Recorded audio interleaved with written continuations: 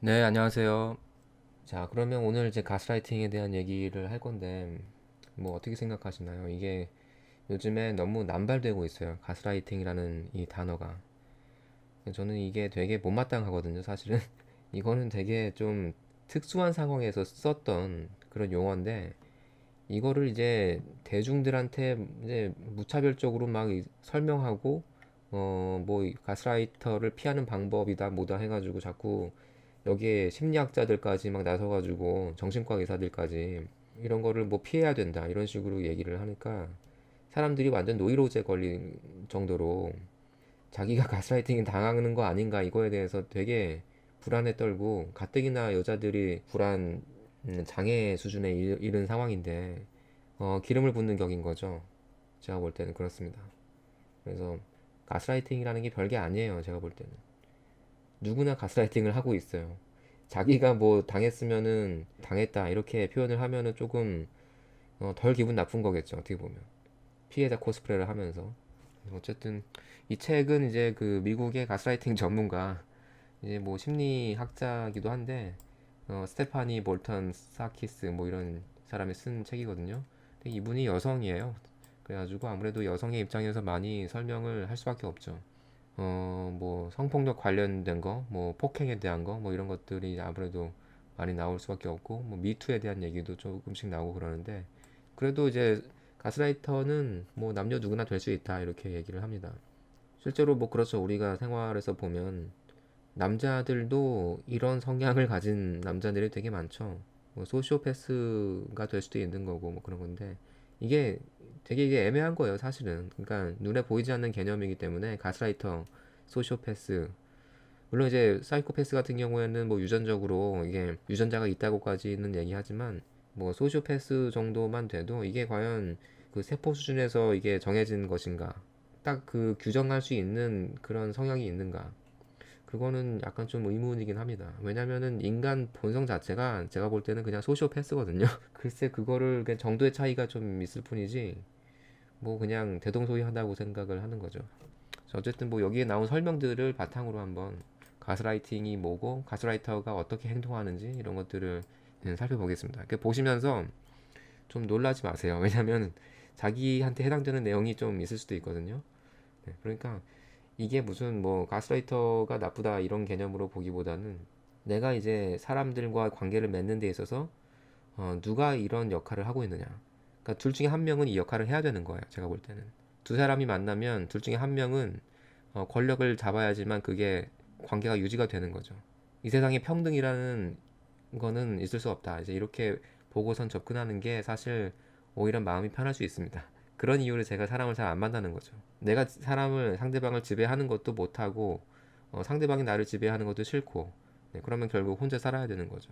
가스라이터의 목표를 한번 보겠습니다. 이게 이제 상대가 중심을 잃고 비틀거리게 만들고 현실 감각에 의심을 품게 만드는 것. 누구나 그 자기만의 어떤 나라고 하는 형상이 우리 마음속에 있습니다.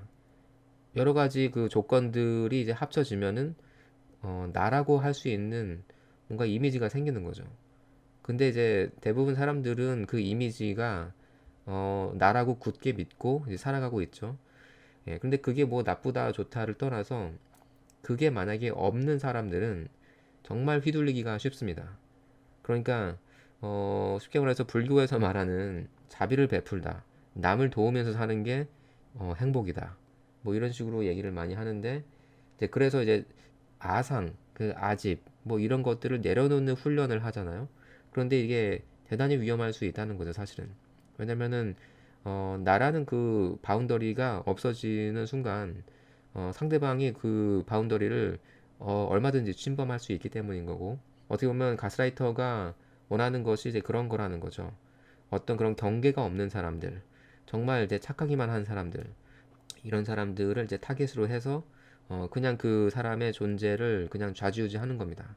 그래서 어떻게 보면은 우리가 나라고 하는 것들, 그 누구누구의 아빠, 누구누구의 뭐 동생, 누구누구의 뭐 자식, 아들, 네, 이런 자기만의 확고한 어떤 페르조나라고 하죠.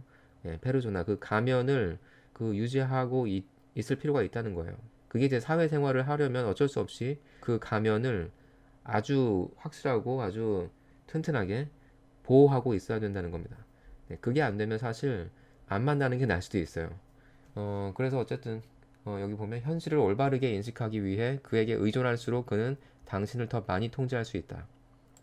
그래서 타깃이 되는 사람들이 이제 어떤 사람이 있냐 보니까 이런 집중력 결핍 뭐 이런 사람들 있잖아요. ADHD.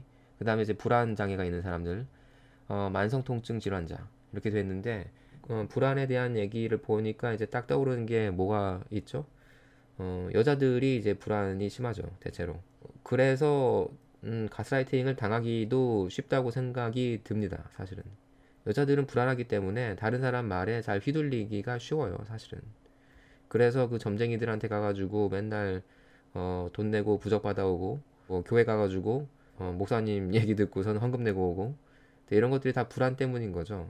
어떻게 보면 그런 것들이 다 가스라이팅을 당하고 있는 그런 상황인 거고 여자들이 그 종교에 빠지고 이러는 것들이 결국에는 가스라이팅을 당하고 있다는 뜻입니다.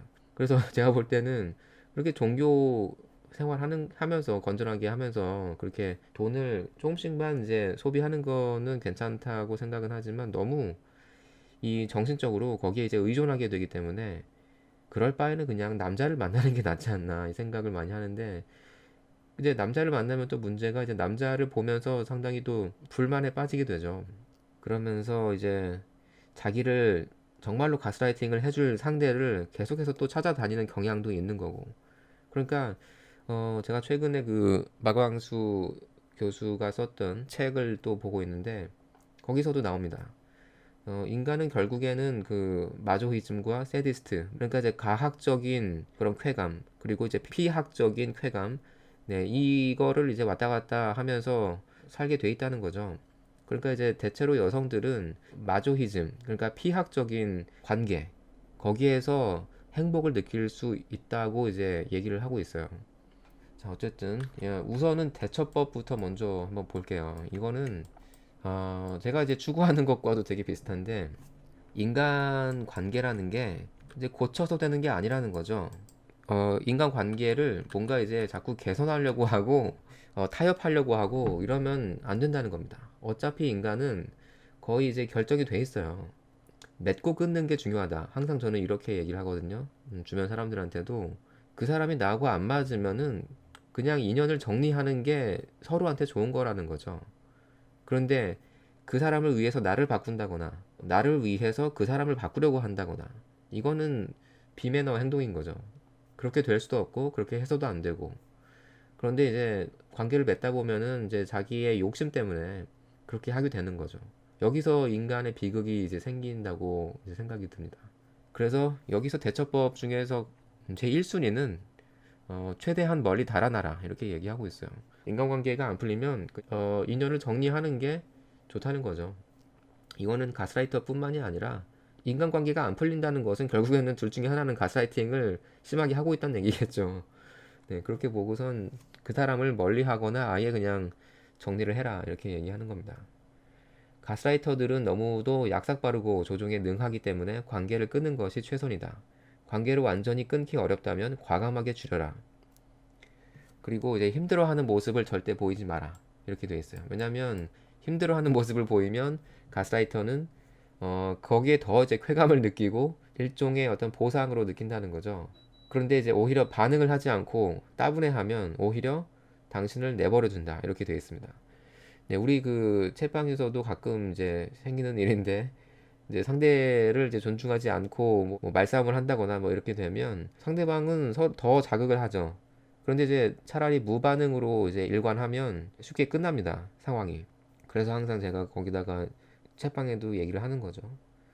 오히려 반응을 하지 않는 것이 상대방을 존중하는 것이다. 그리고 무관심. 그러니까 무관심, 무반응 이렇게만 유지할 수 있으면 그게 또 이제 어떻게 보면 알파의 태도이기도 한 거죠.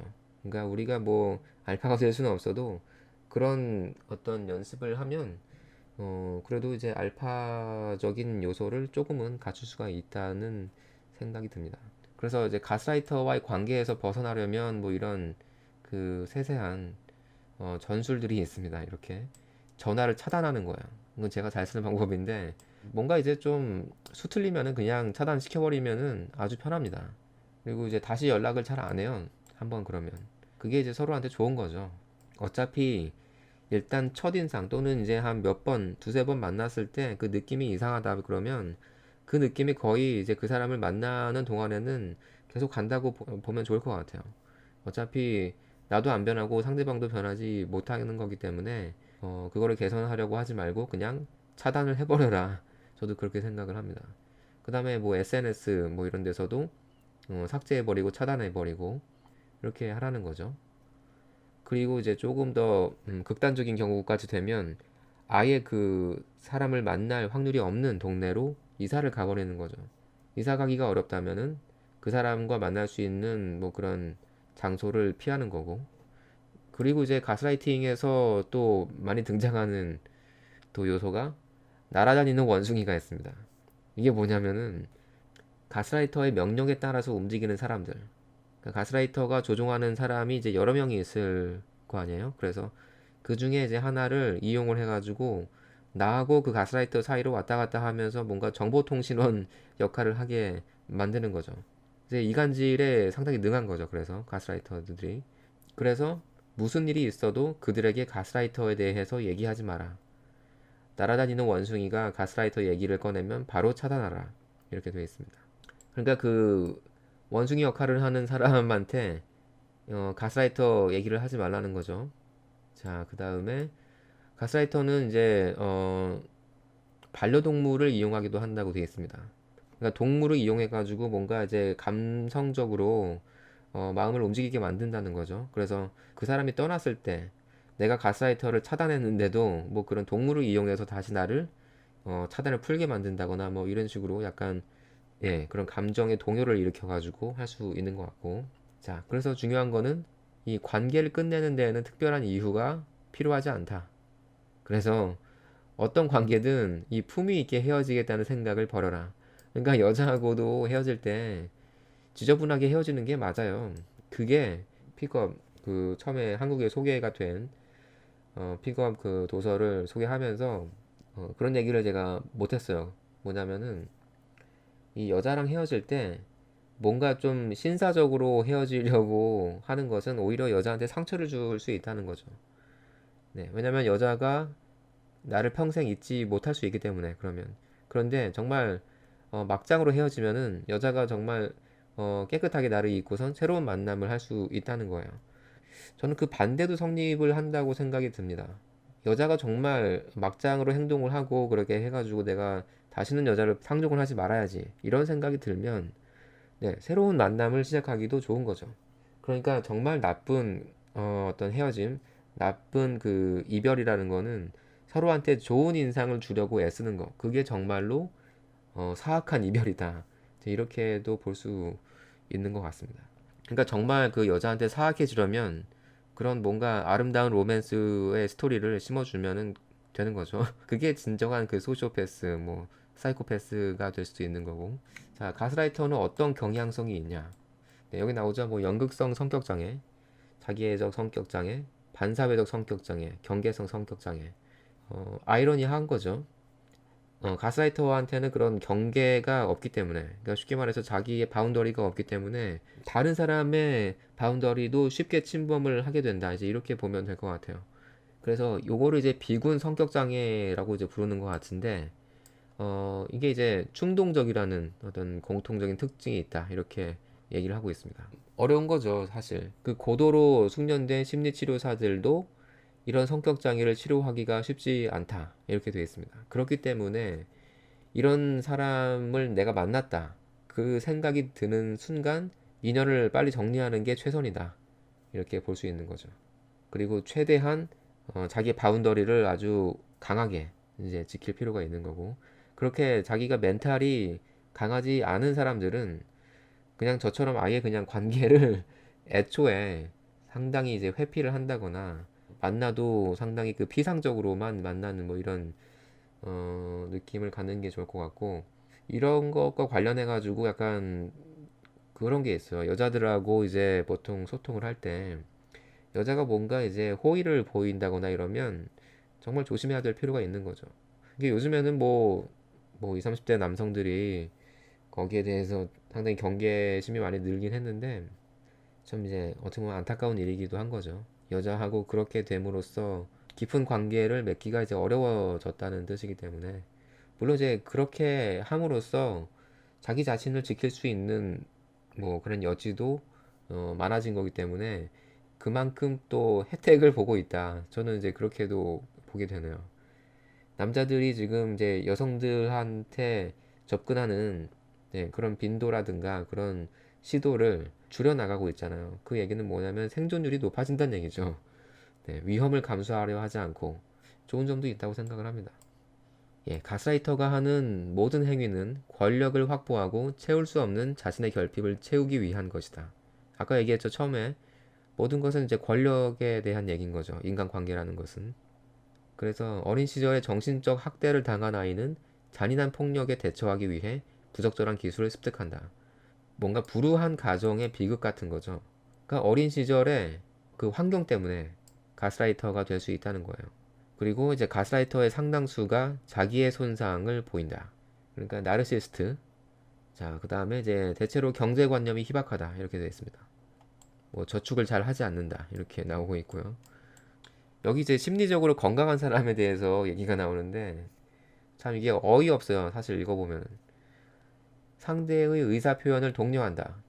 자신의 생각을 솔직하게 말한다. 당신의 생각에 동의하지 않아도 여전히 당신을 지지한다. 당신으로 인해 상처받았다면 직접적으로 그러나 친절하게 알려준다. 생각과 감정을 서로 나누며 친밀감을 느낀다. 서로를 신뢰한다. 정직하고 진정성 있게 행동한다.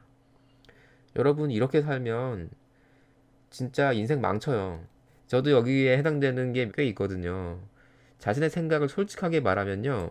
사람들이 되게 기분 나빠합니다. 특히 여자들한테 자기의 생각을 솔직하게 얘기해보세요. 뭐 고백을 해보세요. 상당히 기분 나빠해요. 여자들이. 아니면은 기분 나빠하지 않거나 그런다면 부담스러워하는 거죠. 또는 그거를 이용해 먹으려고 하죠. 그러니까 솔직하게 말하는 것 자체가 자기한테 대단히 해로울 수 있는 거예요. 어떻게 보면. 사회생활을 하려면. 그런데 이제 여기서는 이게 뭐 미국 사람이 쓴 책이라서 그런지 몰라도 그 서양인들 특유의 이상적인 인간상 그리고 그 사람들이 대체로 훨씬 더 양심적이잖아요. 훨씬 더 좀 순해요. 순하고 애들이 뭔가 좀 나사가 빠져 있고 고지식하고 이런 게 좀 크죠. 그런데 한국에서는 이렇게 살면은 제가 볼 때는 자폭입니다. 이렇게 살면 안 돼요, 사실. 그러니까 거짓말을 하는 것도 제가 볼 때는 거의 결정이 돼 있다고 생각이 듭니다. 그런데 요즘에는 나쁘게 헤어지면 성폭행 무고로 그럴 수 있죠. 네. 그래서 스크리닝을 좀 잘해야 될 필요도 있죠. 그 여자가 어떤 여자인지, 어떤 성장 환경에서 자랐는지, 이런 것들을 잘 이제 판단을 해야 되고, 아무래도 여자들을 이제 꾸준히 관찰을 하다 보면, 이 여자는 이게 잠재적으로 뭔가 문제를 일으킬 수 있겠다. 그런 여자들이 보이더라고요, 가끔. 이게 어느 정도는 그 여자가 하는 행동이나 평소에 하는 행동들을 보면 미래에 어떻게 행동하겠구나 이런 것들도 어느 정도는 예측을 할 수가 있잖아요. 그래서 단순히 그 외모적인 것만 보지 않고 예, 그 사람의 어떤 태도, 그 다음에 하는 말이라든가 이런 것들을 잘 판단해야 될 필요는 있는 것 같습니다. 그리고 이제 비언어적인 어떤 그런 소통도 되게 중요하기도 하고요. 자, 어쨌든 그 다음에 좀 보면 정직하고 진정성 있게 행동한다. 이거를 만약에 제대로 할 수 있으면 상당히 파워풀하다고 생각은 합니다. 이렇게 할 수 있는 사람이 있다면. 왜냐면 이 대부분의 특히나 한국인들은 이게 안 되거든요. 항상 가식적이고 체면치레 해야 되고 그 다음에 이제 마음에 없는 그런 거짓말도 해야 되고 네, 이런 거에 완전히 찌들어 있기 때문에 이게 되는 사람들은 사람들이 두려워합니다. 제가 볼 때는 그래요. 그러니까 이게 좀 저는 이제 그런 편이라 그런지 사람들이 좀 약간 겁낼 때가 있어요, 저한테. 그런 부분 때문에. 그러니까 이게 약간 양면성이 있는 거죠. 여기 자신의 생각을 솔직하게 말한다. 이제 이거하고도 조금 이제 통하는 얘기잖아요. 근데 이게 사회적으로 이게 인싸가 될 수 없다는 그런 단점은 있지만 대신에 사람들이 나를 함부로 하지 못한다는 면도 이제 생기는 거죠. 이게 만약에 일관성 있게 이게 된다 그러면. 그래서 오늘 제가 이제 제목을 그 썸네일 제목을 저걸로 했잖아요. 가스라이터하고 인싸의 차이가 뭐냐.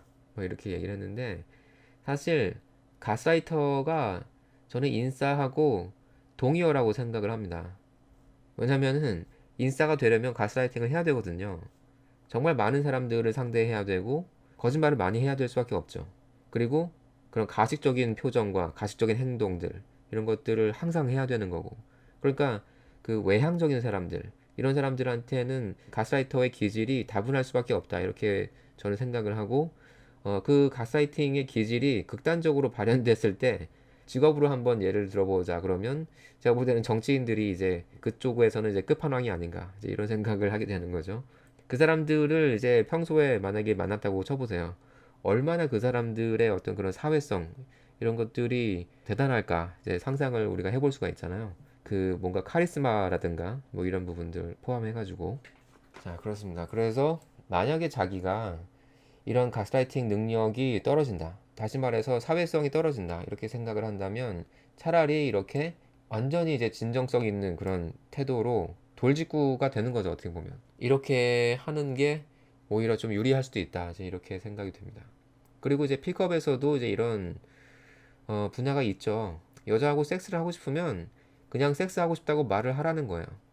아주 정중하게.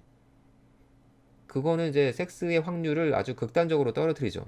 그럼에도 불구하고 자기가 그것을 표현했다는 어떤 만족감이라든가 아니면은 당당함. 여기서 오는 그 쾌감도 무시하지 못하는 면도 있거든요.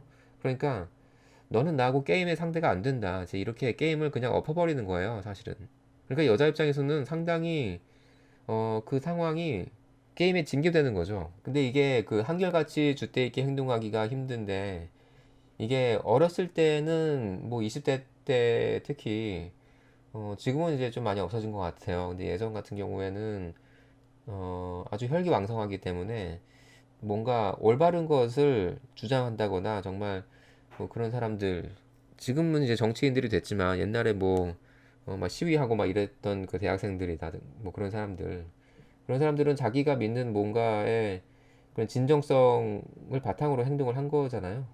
근데 이제 문제는 이제 그런 사람들도 어쨌든 나이를 먹으면 이제 이게 안 되는 거죠.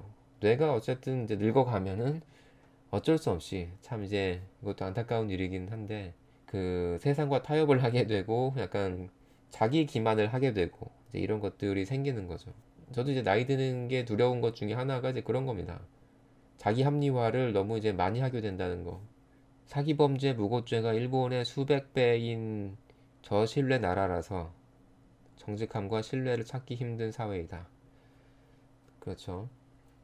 그래서 그러니까 외국인들도 한국에 이제 정착을 하려고 와서 살다가 이제 완전히 질려버려서 그냥 떠나버리는 경우도 많잖아요. 네. 근데 겉보기에는 되게 편리하고 뭐 이래저래 되게 친절해 보이고 이러는데 알고 보면은 이제 국민 대다수가 이제 가스라이터인 거죠. 씁쓸한 현실인 것 같습니다. 자, 가스라이터의 특징이 또 이제 여러 가지가 나오는데 아, 이게 참 어이없죠. 왜냐면 해당되지 않는 사람들이 거의 없어요. 그 사회생활을 하다 보면은 이렇게 될 수밖에 없는 거죠. 자, 사과는 한다. 그러나 조건이 붙는다. 이렇게 돼 있어요.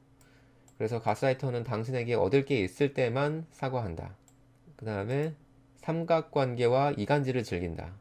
이것도 뭐 워낙에 만연되어 있는 일인 거죠. 이거는 뭐 한국뿐만 아니라 전 세계적으로 인간 본성에 해당되는 얘기잖아요. 이간질 시키는 거.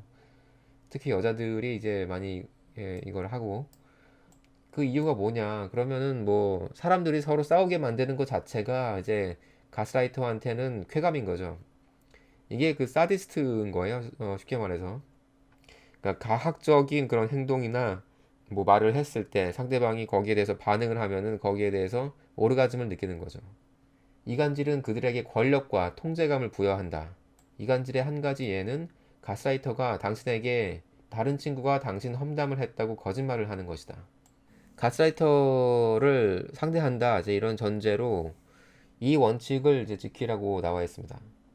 자기가 직접 들은 얘기가 아니라면 당신이 들은 얘기는 사실이 아니라고 가정하라. 이렇게 돼 있어요. 그러니까 인간의 언어라는 게 이게 망상인 거잖아요. 언어라는 게 우리가 눈에 볼 수 없잖아요. 그렇기 때문에 아주 정신을 똑바로 차리고 있지 않으면 이게 사실이라고 믿어버리는 거죠. 슬픈 현실이죠. 인간으로서 이제 살면서 겪어야 되는 이제 숙명 같은 거죠. 여자가 선천적인 가스라이팅 기질을 남자보다 더 강하게 가지고 있다.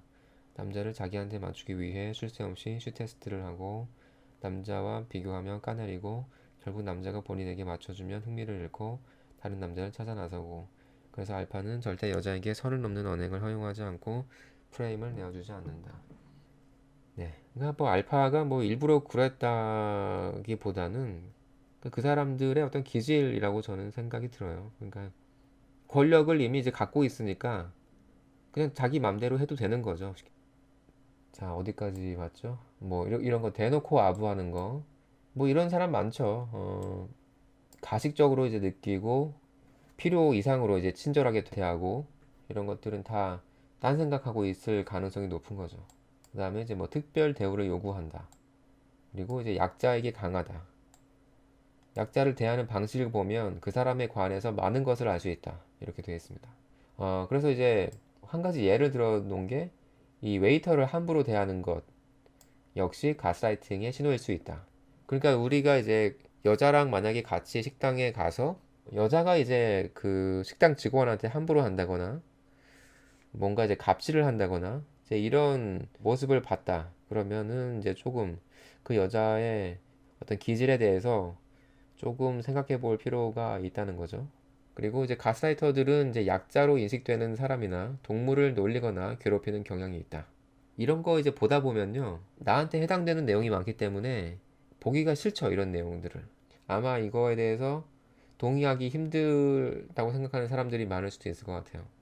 이게 마치 그런 거죠. 그 진화심리학 얘기를 막 하면 인간 본성을 너무 그 까발려 놓으니까 인간은 고상해야 되는데 이제 그렇지 못하다는 그런 뭔가 인지 부조화 같은 것 때문에 상당히 기분 나쁜 거죠. 페미니스트나 뭐 일반 뭐 심리학 하는 사람들이라거나 이런 사람들도 진화 심리학을 그런 식으로 이제 비판을 이제 하게 되는 거죠. 그래서 그 다음에 이제 약점을 집중 공략한다. 그래서 가스라이터는 자신에 관한 정보를 거의 주지 않는다. 요것도 가끔 우리가 겪어요. 누군가가 이제 대화를 하는데 나에 대해서 막 계속 이제 칭찬을 해요. 그런데 정작 자기에 대한 얘기를 하지 않아요. 네, 이런 사람들 은근히 기분 나쁘죠.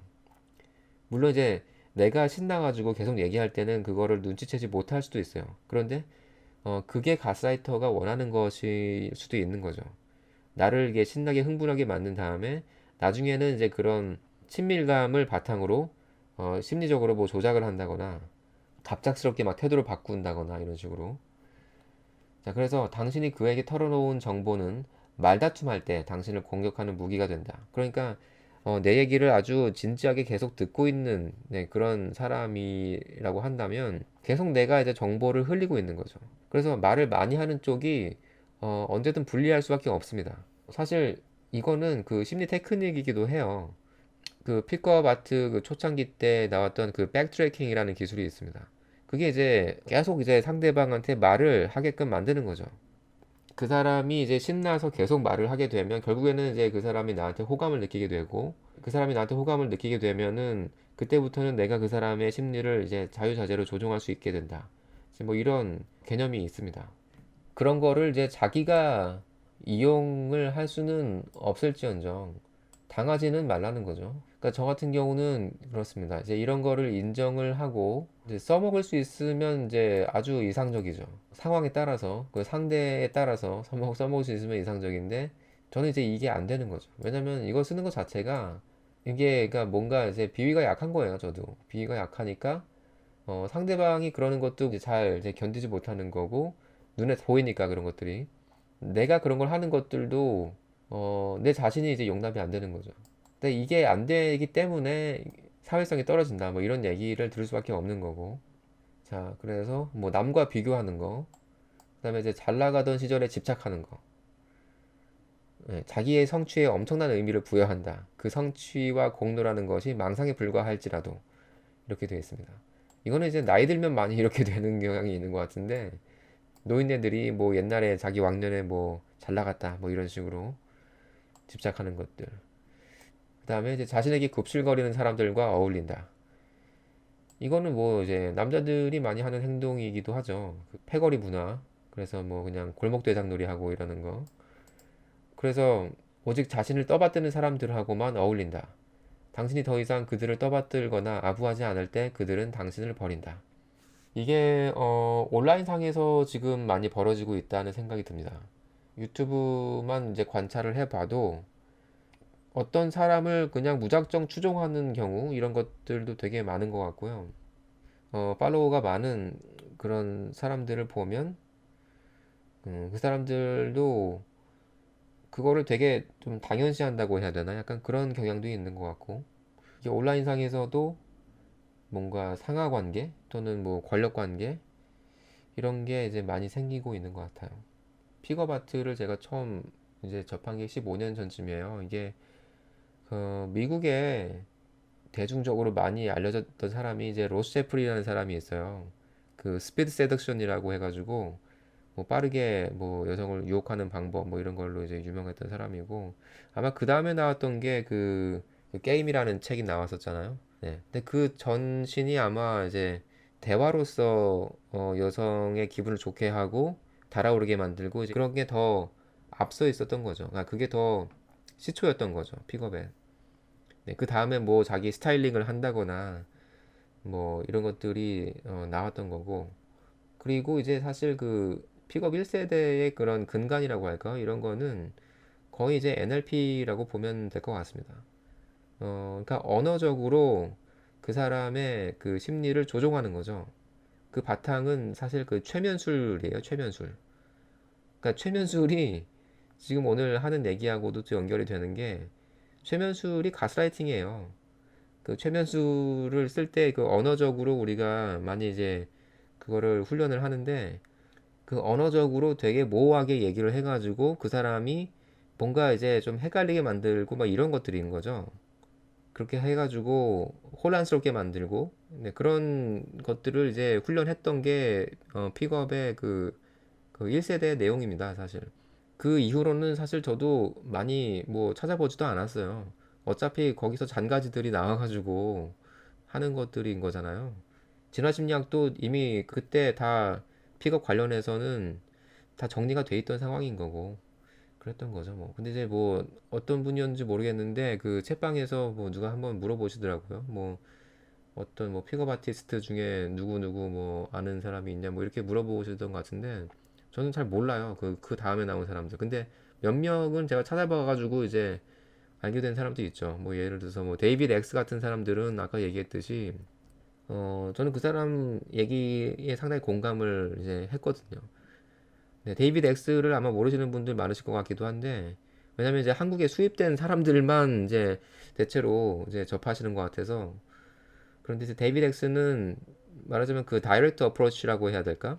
약간 그런 느낌인 거죠. 아까 얘기했듯이 그렇게 가스라이팅이 안 되는 사람들을 위한 그런 테크닉이었던 거고, 여자하고 만약에 섹스를 하고 싶다 그러면은 그거를 그냥 직설적으로 말을 하라는 거예요. 그래서 저 같은 성향을 가진 사람들은 오히려 그런 것들을 연습을 해야 된다는 생각을 많이 하게 됩니다. 왜냐면은 가스라이팅 자체가 그 능력을 유전적으로 물려받지 못했기 때문에 아예 그냥 그 솔직함을 무기로 자기가 솔직한 그런 성향을 가지고 그렇게 태어났다면 오히려 이용을 해먹어야 된다는 거죠.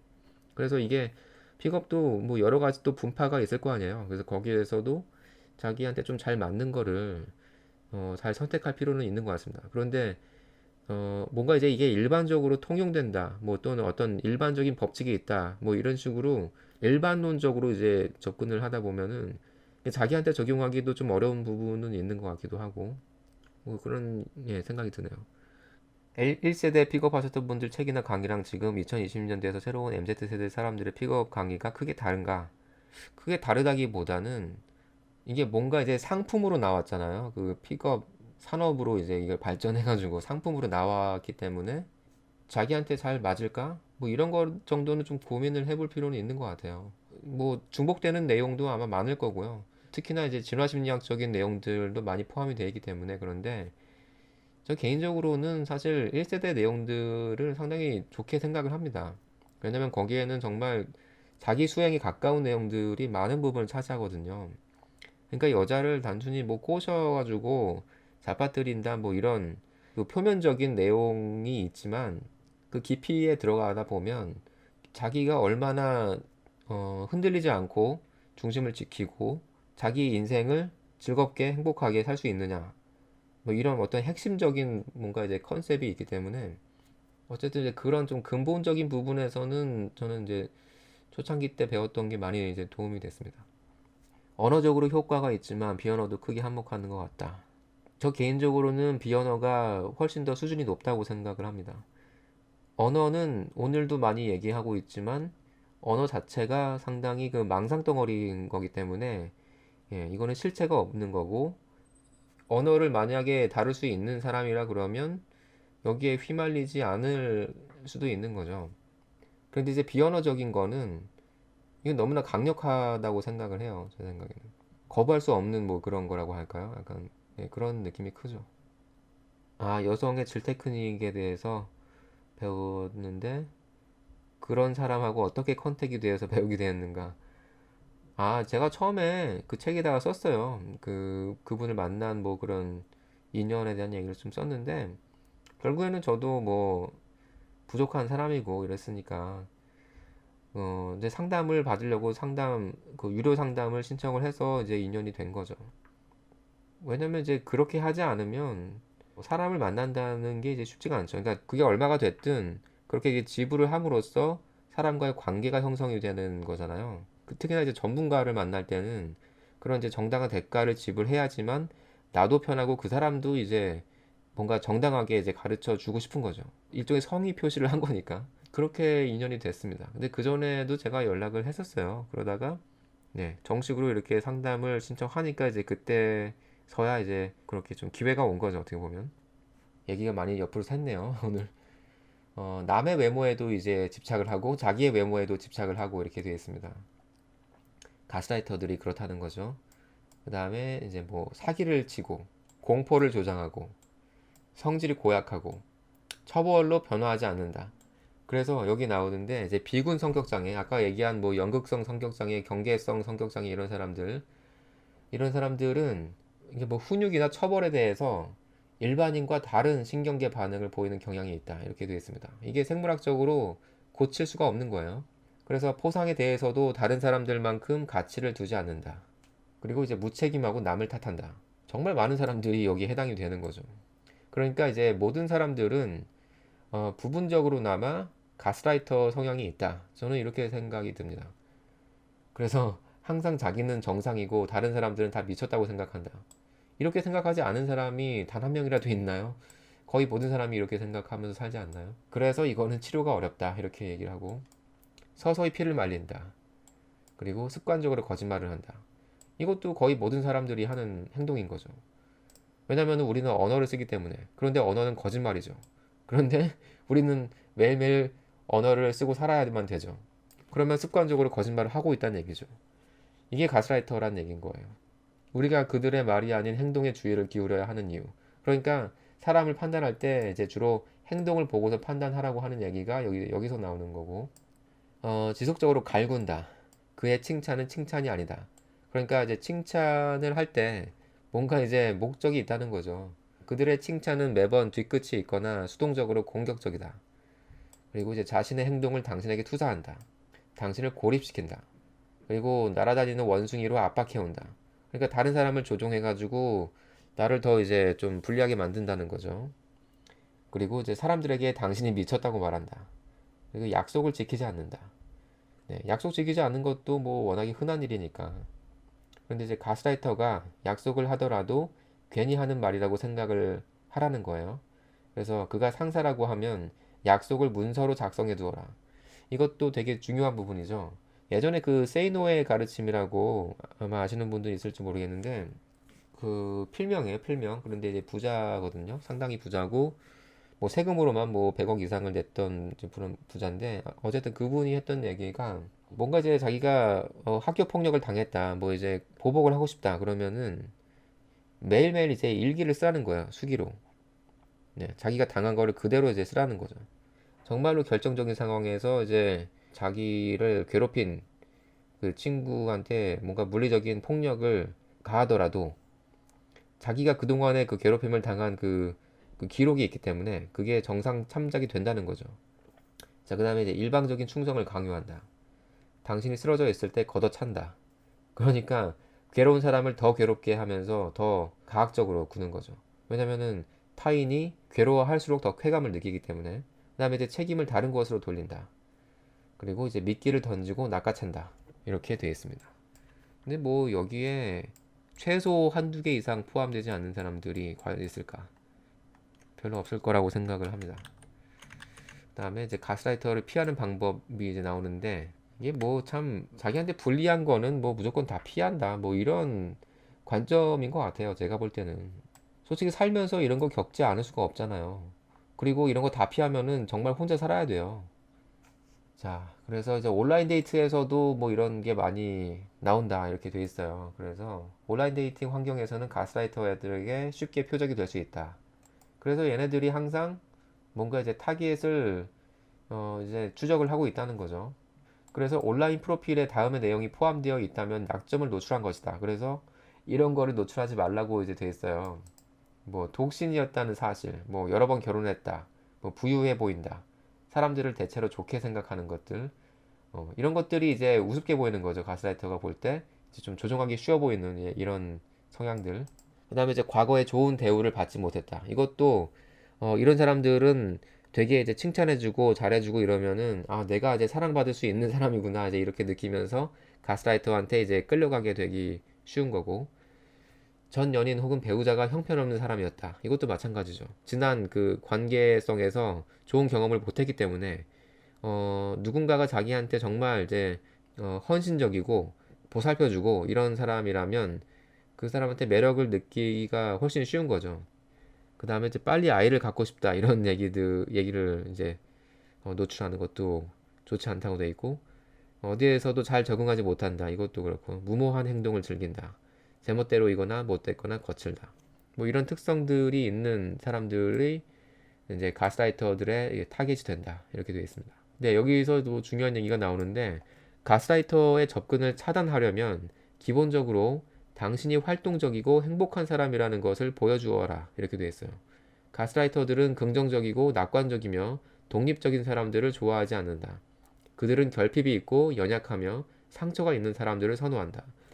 이게 정말 중요한 얘기인 게 이게 꼭 가스라이터라고 이제 우리가 단어를 쓰지 않아도 그 사람들을 이용해가지고 이제 그 경제적인 이득을 취하는 사람들 이런 사람들이 대부분은 여기에 속한다고 저는 생각을 하거든요. 자기 개발 같은 경우도 이제 마찬가지인 거죠. 어떻게 보면. 왜냐면은 자기 개발을 하려는 사람들 자체가 이미 자기가 많이 부족하다고 느끼고 되게 약하다고 느끼고 상처가 있고 결핍이 있고 이렇기 때문에 이게 인생이 잘 안 풀리는 거잖아요. 그래서 그런 사람들 뭐 도와준다. 이걸 하면 잘할 수 있다. 저도 뭐 책에서는 이제 그런 식으로 쓰긴 했죠. 이게 사실 되는 사람은 되고 안 될 사람은 죽었다 깨어나도 안 되고 이제 이런 거예요, 사실은 제가 볼 때는. 왜냐면 거의 기질적으로 결정이 돼 있는 거고 이게 만약에 뒤늦게 해가지고 된다. 이런 사람들은 이미 그 씨앗이 있었던 거죠. 그래서 이거를 노력을 해서 됐느냐. 네, 이런 관점에서 봤을 때 노력을 해가지고 됐다기보다는 그냥 우연히 그런 정보가 나한테 들어와가지고 자기한테 그냥 맞으니까 그냥 실행을 한 거예요. 그런데 이제 그게 잘 작동을 하는 거죠. 그런데 그렇게 해가지고 되는 사람들은 마치 누군가가 자기한테 뭔가 선행을 베풀어가지고 또는 자기를 잘 가르쳐 줘가지고 잘 된 거라고 생각할 수도 있다는 거죠. 특히나 이렇게 조금 결핍이 돼 있고 뭔가 약한 사람들 이런 사람들이 이제 그렇게 느끼기 쉽고 그런 사람들은 결국에는 이제 그런 자기의 뭐 스승이라든가 뭐 그런 사람들한테 계속 이제 종속이 되기도 쉬운 거고 이게 또 여자들 같은 경우에는 그래서 종교 집단에도 잘 빠질 수밖에 없는 거고 그런 것 같습니다. 이것도 거의 제가 볼 때는 결정이 되어 있는 것 같습니다. 호르몬 분비량에 따라서 네, 그 사람의 행동이 거의 자동적으로 이제 이루어지기 때문에 소시오패스가 맞는 이유가 이제 그렇지 않으면, 그러니까 다른 사람들의 고통을 만약에 공감을 하게 되면 이거를 이제 결단을 내릴 수가 없는 거죠. 왜냐면은 이제 마음이 약해지니까. 그래서 그런 것들을 이제 무시할 수 있어야 되기 때문에, 그리고 무시했을 때 그런 뭔가 이제 더 큰 뭐 성취, 그런 것들을 아주 좀 냉철하게 그게 판단을 내릴 수 있다는 거죠. 그래서 소시오패스, 그 사이코패스 뭐 이런 사람들이 오히려 여성들이 더 매력을 느낄 수밖에 없는 게, 그 사람은 강해 보이는 거거든요, 어떻게 보면. 자, 그래서 가스라이터가 이제 처음에 연애할 때 되게 이상적인 연인인 것처럼 이렇게 느껴진다고 나와 있고요. 그리고 나서 어느 정도 이제 그 사람을 지배했다 이렇게 느끼게 되면 이제 그다음부터 뭔가 태도와 행동이 이제 바뀔 수 있다는 거죠. 그래서 이 첫 만남에 이제 이 가스라이터가 어떤 뭐 가능성이 있는가, 이런 것들을 우리가 판단할 수 있는 뭐 여러 가지 이런 이제 예시들이 나오고 있습니다. 요런 것도 조심해야 될 것 같아요. 자신이 문제 가정에서 자랐다는 얘기를 한다. 이게 일종의 자기의 트라우마를 먼저 얘기를 하는 거거든요. 그래가지고 어떻게 보면은 이제 이런 얘기를 함으로써 상대방의 어떤 호감을 좀 불러일으키려는 이제 목적이 있는 것 같습니다. 그 다음에 이제 가족 얘기를 하지 않는 경우, 이건 뭐 자기 자신을 숨기는 거죠, 자꾸. 그 다음에 기본적인 매너가 없다. 요것도 중요한 것 같습니다. 왜냐면 이제 이런 사소한 행동에서 이제 그 사람의 인성이 다 나오는 거잖아요. 그래서 뭐 식당 종업원에게 무례하게 대하는 거, 이거 사적인 공간을 침해하는 거. 와, 저도 이런 사람을 겪어봤는데, 이거 한 번 이거를 허용을 해주잖아요. 그러면 점점 더 이 사람이 대담해집니다. 그래가지고 제가 안 되겠다 싶어가지고 내 사적 영역, 나로부터 한 50cm 정도라고 보면 될 것 같아요. 거기에 이제 들어오자마자 내가 이제 뭐라고 버럭했거든요. 남자애였어요. 같이 일하는 애였는데.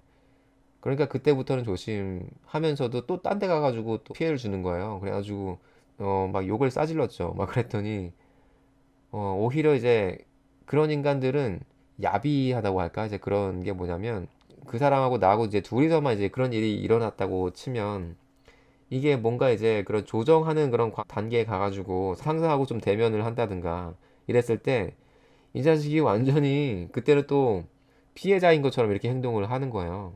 그러니까 아주 그냥 이게 몸에 배 있는 거죠, 그런 행동이. 저는 이제 그런 인간들을 이제 많이 봐가지고 정말 이제 치를 떱니다. 그런 인간들 보면은 아예 상종을 안 해요. 그러니까 내가 차라리 일을 관두는 한이 있어도 아예 그냥 마주치기도 싫어합니다. 그러니까 상당히 제가 비위가 약한 거죠. 그런 것도 있고 상대도 잘 못하고. 왜냐면은 여기 나왔듯이 그 가스라이터들은 상대방이 흥분하고 그렇게 당황한다거나 뭐 이런 것들을 오히려 더 즐기는 거죠. 근데 아무렇지 않게 오히려 행동을 해야 되는 건데, 그게 이제 어떻게 보면 이제 뭔가 내공이 떨어지는 거죠. 그런 인간들을 상대하는 내공이. 결국에는 이제 피하는 게 상책이다. 이제 이걸로 또 결론이 나는 거고. 네, 그렇습니다. 근데 이제 뭐 나이를 먹다 보면 그런 인간들은 뭐 그냥 거의 초반에 스크리닝이 이제 되기 시작하죠. 그렇기 때문에 그냥 일찌감치 이제 정리를 하면은 뭐 큰 무리는 없는 것 같습니다. 자, 그다음에 이제 직업이 확실치 않은 사람들, 이런 사람들도 이거는 이제 저 같은 경우가 이렇게 해당이 되는데, 제가 직업이 여러 개가 있으니까 조금 이제 다른 사람들이 좀 물어볼 때 애매하긴 합니다. 근데 요즘에는 이제 N잡이라고 해가지고 직업이 여러 개가 없으면은 오히려 이게 굶어 죽을 수가 있잖아요. 그렇기 때문에 이게 좀 요즘 상황이랑 맞지 않는 게 아닌가 이 생각도 좀 드네요. 아, 이것도 되게 중요한 것 같아요. 예전 파트너를 갖다가 뭐 나쁜 년, 개자식 이런 식으로 막 비난을 하는 거예요. 제가 이제 얼마 전에 이런 여자를 한번 만난 적이 있거든요. 아니, 지금 새로 만나는 남자를 앞에 두고 계속해서 끊임없이 옛날에 자기가 만났던 남자 욕을 막 하는 거예요. 아, 나도 같은 남자인데 나한테 왜 그런 얘기를 하는 걸까? 이제 이 생각이 드는 거죠. 되게 기분 나쁘잖아요. 같은 남자인데 이제 남자에 대한 뭐 그런 뭐 혐오 같은 그런 얘기를 그걸 대놓고 하고 있으니 어떤 의도로 그런 얘기를 하고 있는가 막 이런 생각도 들면서, 그래가지고 이제 이런 얘기를 듣고서 이제 나 같은 경우에는 그런 거를 그냥 참고 못 넘어가니까 나도 이제 같이 막 그냥 쏴붙인 거죠. 그러니까 이제 결국에는 이제 그런 여자하고는 관계가 지속이 안 되는 거고. 참 이게 어려운 것 같습니다. 그 다음에 얘기에 일관성이 없다. 사람들이 다 그렇지 않나요? 일관성이 없죠. 인간이 어떻게 일관성이 있나요? 그냥 약간의 그 정도의 차이는 있는데 아무리 자기가 완벽하다. 그렇게 보이는 사람들일수록 되게 뭔가 그 허점이 너무 더 잘 보이는 경향이 있는 것 같아요. 이게 참 안타까운 면인데 저도 약간 이제 그러려고 막 애를 많이 쓰고선 살았거든요. 그러니까 항상 절제되게 이제 살려고 하고 이런 것들이 있었는데 사실 그것도 이제 한계가 있는 거죠. 사람이 항상 똑같은 패턴으로 산다는 게 정말 이제 어렵고 자기가 한 말을 다 지키기가 어렵잖아요. 근데 어쨌든 뭐 이런 경향성이 뭐 심하다 이렇게 보면 될 것 같습니다.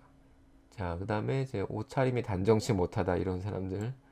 자, 눈을 맞추는 것을 힘들어한다. 이게 좀 의외로 가스라이터들이 이럴 수 있다고 되어 있습니다. 왜냐면은 워낙에 그 어렸을 때부터 약간 그런 트라우마 같은 게 있을 수 있기 때문에 사람들과의 관계가 되게 좀 부자연스럽게 이렇게 계속 이어지는 거죠. 이런 뭐 신호들을 봤을 때는 그냥 좀 피하는 게 낫겠다 이렇게 얘기를 하고 있는 겁니다. 자, 가스라이팅이 기질이 심한 사람을 반대로 소셜에서 공개적으로 잘못을 논리에게 까발려서 망신시켜주면 어떨까? 이런 거는 이제 보통 여자들한테 잘 먹히는 경향이 있죠. 왜냐면 여자들은 그 그룹에서 추방되는 것에 대한 그 극도의 두려움이 있기 때문에 그렇게 이제 공개적으로 여자를 만약에 혼내거나 여자한테 어떤 잘못을 지적할 때는 반드시 그 여러 사람이 있는 데서, 그러니까 모든 사람이 있는 데서 하라는 어떤 뭐 기준 같은 게 있는 거죠. 그런데 만약에 여자랑 단둘이서 뭔가 그렇게 했다. 그러면 그 여자가 딴데 가가지고 또 얼마든지 그 얘기를 만들어낼 수가 있기 때문에 정말 이제 중요한 부분인 것 같습니다. 그러니까 이제 여자가 가스라이팅을 평소에 안 하더라도 그런 상황이 되면 본능적으로 이제 그렇게 행동을 하게 되기 쉬운 거죠. 네. 그러니까 이제 인간은 이제 대체로는 아무래도 이제 기회주의적으로 그 상황에 따라서 가스라이터가 얼마든지 될 수가 있는 거고 그런 것 같습니다. 그래서 환경이 저는 항상 이게 중요하다고 생각을 하는 거고 왜냐면 그 환경에서 그 사람의 어떤 기질도 어느 정도 이제 결정이 되는 거기 때문에 그러니까 우리나라에서 태어난 사람들은 정말 이제 좀 불쌍한 거죠. 어떻게 보면 여러 가지로 뭐 경제적인 혜택은 누리고 있지만 경제 대국이잖아요. 그래도 그렇지만 정신적인 그런 풍토, 정신적인 환경 여기는 뭐 후진국과 다름이 없잖아요. 네, 그런 부분에서는 참 불쌍한 것 같습니다. 네, 그래서 자기가 가스라이팅에 뭐 어떤 기질이 있느냐 한번 체크를 해보는 그 체크리스트가 있습니다. 자기 자신이 가스라이터라는 생각을 하는 사람은 대체로 가스라이터가 아니다. 이렇게 돼 있어요. 그러면 저는 기본적으로 오늘 우리가 원래 가스라이터다 이렇게 얘기를 해왔으니까 최소한 여기 모인 사람들은 이제 가스라이터가 아니라고 생각을 할 수 있을지 모르겠는데 진짜 가스라이터들은 절대로 정신적 치료를 받으려고 하지 않는다. 인정을 안 하는 거죠. 가스라이터 행동을 보이는 사람들 중 상당수는 친구와 좋은 관계를 유지하기 어렵고 건강하지 못한 관계, 심지어 학대적인 관계를 맺고 있으며 자존감이 높지 않다. 자신이 대체 뭘 잘못했는지, 왜 다른 사람들은 한결 편안하게 사는 것 같은데 자신은 그렇지 않은지 의문이 들 수 있다. 자, 그 다음에 이제 셀프 가스라이터 체크리스트가 이제 나오는 건데, 자, 거짓말을 자주 한다. 심지어 특별한 목적이 없어도 거짓말을 한다. 입만 열면 거짓말 하는 사람들이 많죠. 당신이 필요한 것을 직접적으로 표현하지 않는다. 이것도 많이 연습이 필요한 것 같아요. 그러니까 한국 사람들 특히나 이제 직접적인 표현을 하는 훈련이 안 돼 있잖아요. 그 서양인들 같은 경우는 이런 부분에서 정말 복 받은 거죠. 이렇게 자기를 직접적으로 표현하는 훈련이 어렸을 때부터 잘 돼 있으니까. 자, 사람들이 당신의 마음을 읽어주고 당신이 원하는 것을 알아주기를 바란다. 이것도 뭐 아무 말도 안 했는데 내 생각을 그냥 독심술 하듯이 읽어내기를 바래주는 뭐 그런 뭔가 심보 예, 이런 거라고도 볼 수 있을 것 같고 당신 자신의 욕구가 불분명하다. 이것도 되게 중요하죠. 자기가 원하는 게 뭔지 잘 알아야 되는 건데 요즘에는 남자들조차도 이제 이런 경향이 이제 커지는 거죠. 자기가 원하는 여성상이 어떤 여자인지 정확하게 모르는 남자들이 너무 많은 것 같습니다. 그 여자를 만날 때 그 여자하고 뭘 하고 싶은지도 잘 모르는 남자들. 그러니까 여자하고 데이트를 만약에 이제 가려고 하는데 데이트 계획을 세우고 막 이랬는데도 그거를 다른 남자한테 물어봐요. 그리고 다른 여자한테 물어보고 그냥 자기가 가고 싶은 데가 있으면은 그걸 얘기해도 되는 거잖아요. 네. 그런데 그거를 꼭 이제 꼭 여자들이 하는 행동인데 어떻게 보면 그거를 이제 남자들도 이제 많이 하는 경향이 있죠. 자, 그다음에 이제 다른 사람들이 당신의 욕구를 파악하지 못할 때 화가 난다. 직접 부탁하기보다는 당신이 원하는 것을 어떻게든 그들이 하게 만든다. 네, 이것도 되게 간접적인 방법으로 이제 상대방을 조종하는 그런 방법인 것 같고, 당신이 원하는 것을 말하지 않았으면서 나중에 사람들에게 보복한다. 이런 것을 수동적 공격성이라고 한다. 그 다음에 다른 사람들이 어떤 일에 대해 시간을 너무 오래 끌 때 짜증이 난다. 이것도 되게 만연돼 있죠, 한국 사회에. 그 사람들이 뭔가 기다리는 것을 되게 힘들어해요. 조금만 이제 그 시간이 지연되고 앞에 있는 사람이 시간을 더 쓴다 그러면은 짜증이 확 나기 시작하죠. 저는 이제 개인적으로는 좀 잘 기다리는 편이라고 생각을 하거든요. 왜냐면은 기다리는 동안에도 되게 할 게 많아요. 네, 책을 봐도 되고 심지어는 뭐 숨쉬기 운동을 해도 되고 되게 할 게 많습니다, 생각보다. 다른 사람들을 관찰해도 되고. 그런데 이 상황을 되게 견디지 못하는 사람들이 많은 것 같아요. 그다음에 이제 친구나 가족이 당신 말투가 냉소적이거나 거칠다고 지적한다. 그다음에 이제 다혈질이다. 요거는 그냥 뭐 한국인이죠. 다혈질은 대부분의 한국인들이 해당되는 것 같고, 화가 나면 블랙아웃 되거나 당신이 한 일을 기억하지 못한다. 기본적으로 사람들은 이기적이고 자신의 욕구를 충족시키기 위해 산다고 생각한다. 네, 이거는 제 생각인데 이거는 뭐 살면서 그냥 그렇게 느끼지 않나요? 대부분이 사람들이 하는 모든 행동들이 결국에는 이제 자기 좋으라고 하는 행동들이 대부분이잖아요.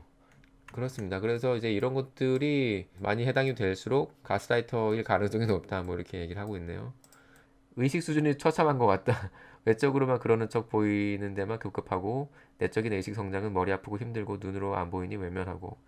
뭐 그게 좋은 걸 수도 있죠. 그러니까 외적으로 보이는 것에 투자하는 게 오히려 정신 건강에 좋다고도 얘기를 많이 합니다. 정신과의 상담을 받으면 오히려 그 자기 내면에 집중하는 것은 망상에 빠질 수 있다고 하는 거죠. 돈 벌고 섹스하고 이거를 잘할 수만 있으면은 자기가 원래 갖고 있던 그 정신 질환이 이제 잘 치료가 된다. 뭐 이렇게까지도 얘기를 합니다. 그러니까 사람들이 그 명상을 한다거나 뭐 마음 공부, 뭐 심리 공부, 뭐 이런 거를 하는 사람들을 보면 오히려 그 정신이 황폐화된 사람들이 많다고 하죠. 그래서 그 요가 클래스를 가더라도 그냥 운동으로서 하는 요가 클래스는 괜찮지만 거기에서 뭔가 명상을 하고 자꾸 뭐 나마스테를 뭐 말하고 막 이런 사람들을 조심하라고 하는 이유가 눈에 보이지 않는 것들을 추구하기 때문에 그래서 오히려 정신적으로 문제가 있을 가능성이 있다는 거예요. 그래서 뭐 좋은 것 같습니다. 그 외적인 걸 추구하는 게 꼭 나쁘다고 보기에는 뭐 힘든 거죠. 그러니까 항상 뭐가 좋다 나쁘다의 기준을 가지고 이게 삶으로 보게 되면 자기 자신을 좀 불편하게 하는 것 같아요. 그래서 이거를 저 어떻게 이롭게 이용을 할까? 뭐 이런 부분에서 좀 보는 게 좋을 것 같고 어떻게 이용을 해서 나도 좋고 상대방도 좋고 네, 이렇게 만들어 갈 수 있을까? 뭐 이렇게 하는 게 그나마 좀 이제 생활을 좀 풍요롭게 하는 경향은 있는 것 같기도 하고 뭐 그렇습니다. 자, 그 다음에 요즘에 인스타를 보니까 정신병 코스프레 하는 젊은이들이 많다고요? 그게 뭔가요? 4차원이고, 약간 저런 건가요? 그, 홍대 감성? 뭐 이런 거 해가지고, 막, 공사장에서 막 커피 마시고 있고, 막 이런 사람들 얘기하시는 건가요? 막 그런 사람들 막 나오더라고요. 그러니까 막 다 무너져가는 막 그런 초가집에 들어가가지고, 거기서 막 커피 마시고 있고, 막 이런 것들. 거기에서 또 자리값 받고, 막 이런 것들. 네, 그런 행태들이 좀 나오더라고요. 그다음에 여자한테 제일 답답했던 게 추우면은 에어컨 좀 꺼주라고 하고 아니면 내 눈치 보이면 에어컨 꺼도 돼 물어보면 되는데 꼭 제 입에서 나오게끔 지금 좀 춥지 않아 너 많이 추워 보인다 등등 그렇죠. 그렇게 돌려서 얘기를 하죠. 그러고선 못 알아들으면은 또 삐지죠. 남자랑 완전히 이제 그 프로세스가 다를 수밖에 없는 것 같습니다. 자, 그래서 돌려 말하기 이런 것들 짜증나고 그런데 저는 좀 그렇습니다. 네, 그래서 이제 비언어적인 것들을 또 많이 배우기도 하는 거죠. 왜냐면 이제 여자들이 이제 그럼 뭐 목소리 톤으로 많이 얘기를 또 하고 몸으로 얘기를 하고 이제 고양이 같다고 하잖아요. 그 고양이들이 약 올리잖아요. 밀당하고 막 그러잖아요. 이제 그런 것들을 여자하고 많이 닮아 있다고 이제 얘기를 하죠. 그래서 건강한 인간관계가 뭐냐 뭐 이렇게 얘기를 하는데 아까 얘기했던 거랑 좀 비슷한 얘기겠죠. 자아 존중감이 높고 뭐 자기한테 뭐 솔직하고 뭐 이런 것들을 얘기하는 거죠. 어떻게 보면. 그다음에 이제 상대방을 최대한 존중할 줄 알고 뭐 이런 것들. 건강한 사람들은 일관성이 있다. 말과 표정이 일치한다. 이렇게 되어 있습니다. 제가 지금까지 만난 그 여자친구들 같은 경우에도 헤어지게 된 그 계기 중에 그 항상 이 부분이 차지했던 것 같아요. 너무 내 생각을 너무 솔직하게 얘기를 하는 거예요. 그러니까 여자들이 이거를 받아들이질 못하는 거죠. 그 여자들은 결코 솔직한 남자를 사랑할 수 없다고 생각을 합니다. 제 생각에는. 아, 여기에 이제 그 중요한 개념이라고 생각하는 게 나오는데 그 교류 분석이라는 그 심리학 분야가 있어요. 이제 프로이트 심리학의 발전이 돼서 그거를 우리가 이제 구어체로 표현한 것. 그러니까 우리가 평소에 대화할 때 어떤 식으로 우리가 그 역할을 분담하느냐. 네, 이런 것들을 이제 연구하고 어떻게 써먹느냐. 이제 이런 내용이거든요. 그 교류 분석이라는 그 분야인데 이 분야를 좀 공부를 하면 그 사람들이 대화하는 방식을 이제 훨씬 더 잘 이해하고 네, 그거를 이용할 수 있게 된다는 거죠. 이 교류 분석적인 툴로 대화를 이제 인식을 하게 되면 이렇게 볼 수 있다는 겁니다. 부모자와 성인자, 아동자 이렇게 이제 세 가지로 우리가 항상 대화할 때 그 툴로 얘기를 하는 거죠. 그런데 이 가스라이터들은 부모자로 대화를 하는 경향이 있다. 이렇게 얘기를 합니다. 그래서 뭔가 이제 좀 당위성을 자꾸 부여하려고 하는 거죠. 뭐 명령조로 얘기한다거나 이런 것들. 그러니까 이렇게 해야지, 이렇게 해야만 해. 절대, 반드시, 뭐 이런 단어들이 들어간다고 돼 있어요. 그래서 이 부모가 말할 때처럼 상대한테 비난이나 허용의 의미가 담겨 있는 네, 이런 대화 방식을 쓰는 겁니다. 근데 이거 자체가 상당히 좀 건강하지 못한 대화 방식인 거죠. 왜냐면 이제 부모 자아로 말하는 사람은 비언어적인 공격성을 드러낸다고 얘기를 합니다. 그래서 손가락으로 이제 상대방을 가리킨다거나 주먹을 쥔다거나 상대방한테 바짝 붙어서 있는 뭐 그런 방식으로 이제 소통을 한다고 되어 있고요. 그리고 이제 아동자가 있는데 아동자로 대화하는 사람들은 말보다는 이제 감정이 앞서는 거죠. 근데 여자들이 주로 이제 여기에 많이 해당이 될 것 같은데 이거를 원해 뭐 이게 필요해 상관없어 이런 말들을 이제 주로 사용한다고 하고 말로 소통을 하는 게 아니라 그냥 울거나 화를 내거나 막 이런 식으로 반응을 하는 경우도 있고 상대를 놀리거나 키득대거나 징징거리는 식으로 말한다. 이거는 정말 우리가 쥐가 떨리도록 이제 많이 경험을 했던 거죠. 그 다음에 이제 몸을 비틀거나 마치 상대의 말이 들리지 않는 것처럼 행동할 수도 있다. 그 다음에 가스라이터를 상대하다 보면 아동 역할을 하게 되는 경우가 많다. 그렇죠. 그러니까 가스라이터는 이제 부모 역할을 하는 거고 그 부모를 상대하는 상대방은 이 아동 역할을 하는 이렇게 되는 거고 결국에는 이게 그 제가 초반에 얘기했던 세디스트와 마조키스트 네, 이렇게 두 가지의 그 관계 뭐 SM 플레이 뭐 이런 식으로도 얘기할 수가 있는 거죠. 두 사람이 만나면 거의 필연적으로 한 사람은 부모, 한 사람은 아기, 아동. 네, 이런 식으로 이제 포지션이 설정이 되기 마련이다. 이렇게 볼 수 있는 거죠. 그래서 이게 대부분의 관계가 거의 뭐 이런 식이라고 저도 생각을 하고요. 하지만 이 둘 다 건강한 그런 대화 방식, 건강한 심리 상태는 아니기 때문에 우리는 사실 성인 자아로 대화하는 것을 목표로 삼아야 한다. 정말로 건강한 관계를 원한다면 그렇게 해야 된다는 거죠. 이 성인 자아로 대화하는 사람은 상대를 함부로 판단하지 않고 상대의 말을 진심으로 경청한다. 이렇게 되어 있어요. 이게 되는 사람들이 과연 얼마나 될까? 많지 않겠죠. 그런데 이게 되는 사람들은 정말로 성숙한 사람이라고도 우리가 볼 수 있는 거고, 방어적인 태도를 취하지 않고 대화를 할 때, 열려 있음을 비언어적으로 표현한다. 이렇게 되어 있습니다. 이거는 이제 우리가 그 정신과 상담을 받으면은 조금 경험할 수는 있어요. 왜냐면은 그 정신과 의사들의 업무가 이제 그런 거기 때문에 그 사람들은 이런 훈련이 돼 있는 거죠. 네, 방어적이지 않고 최대한 열려있는 그런 태도를 보여주면서 경청을 하려고 노력을 하죠. 그 다음에 이제 성인자의 대화에서는 인간의 행동 영역에 중간지대가 있음을 자주 인지한다.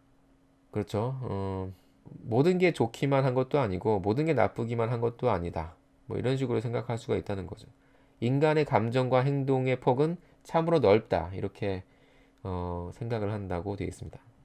그 다음에 이제 성인자로 대화하는 사람은 침착하게 상대가 동의하지 않을 수 있음을 인정하고 과거의 상처를 들먹이지 않는다. 그래서 이 교류 분석의 틀로 상대방을 이해하고 싶다면 우리가 쓰는 그 단어들 그리고 이제 몸짓 언어들을 잘 살펴볼 필요가 있다. 그리고 이런 것들을 이제 성인의 것으로 바꾸려고 이제 해볼 필요가 있다. 이렇게 되어 있습니다. 정말 이제 어려운 작업이죠. 거의 모든 사람들한테 어려운 작업이고 대부분 사람들은 이제 이런 이제 한 가지의 어떤 테마, 부모 아니면 아이 이렇게 이제 살아가다가 인생을 마감하는 경향이 있는 것 같습니다. 대체로 남자들은 이제 약간 부모 테마로 살아가는 것 같고 요즘에는 이제 그 아동도 많은 것 같고요. 그런데 이제 여자들 같은 경우가 대체로 이제 아동 형태로 많이 이제 머물러 있지 않나 이 생각을 하게 되네요. 그다음에 이제 진실된 건 좋지만 현실은 좋지 못하다.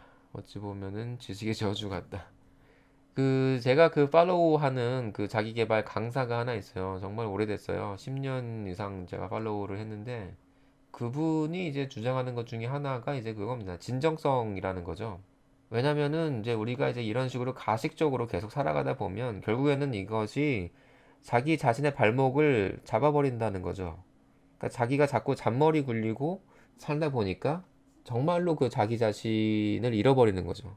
그렇게 이제 정말 수십 년을 살고 그러다가 이제 노년이 되어버리니까 그때가 돼서는 이제는 돌이킬 수가 없이 타성에 젖어가지고 살기 때문에 이거를 하루빨리 우리가 진정성이 있는 그런 태도, 그런 삶의 테마로, 삶의 트랙으로 바꾸지 않으면 결국에는 자기 자신의 인생이 아니라 마치 그 남의 인생처럼 살면서 죽게 된다는 거죠. 이런 얘기가 저는 좀 공감이 많이 됐어요. 근데 이제 쉽지 않은 길이죠. 그러니까 이런 길을 택한다는 것도 많은 부분을 좀 희생해야 되는 것도 있는 것 같습니다. 자, 그래서 오늘 이제 이게 사실 마지막 얘기가 아닌데 마지막에 나오는 얘기거든요, 책에서는. 이거를 만약에 이제 치료를 해야 된다. 그러면은 이제 이런 뭐 몇 가지 방법을 얘기를 하는 겁니다. 그러니까 특정 사건을 어떻게 해석하느냐, 어떻게 생각하느냐에 따라서 결과가 달라진다. 뭐 이런 관점으로 이제 치료를 시도하는 게 인지행동 치료다. 이렇게 얘기를 합니다. 그래서 부정적인 내면의 목소리가 들리면 멈춤 표시를 시각적으로 생각하거나 그만이라고 말해 본다. 이렇게 얘기를 하는데요.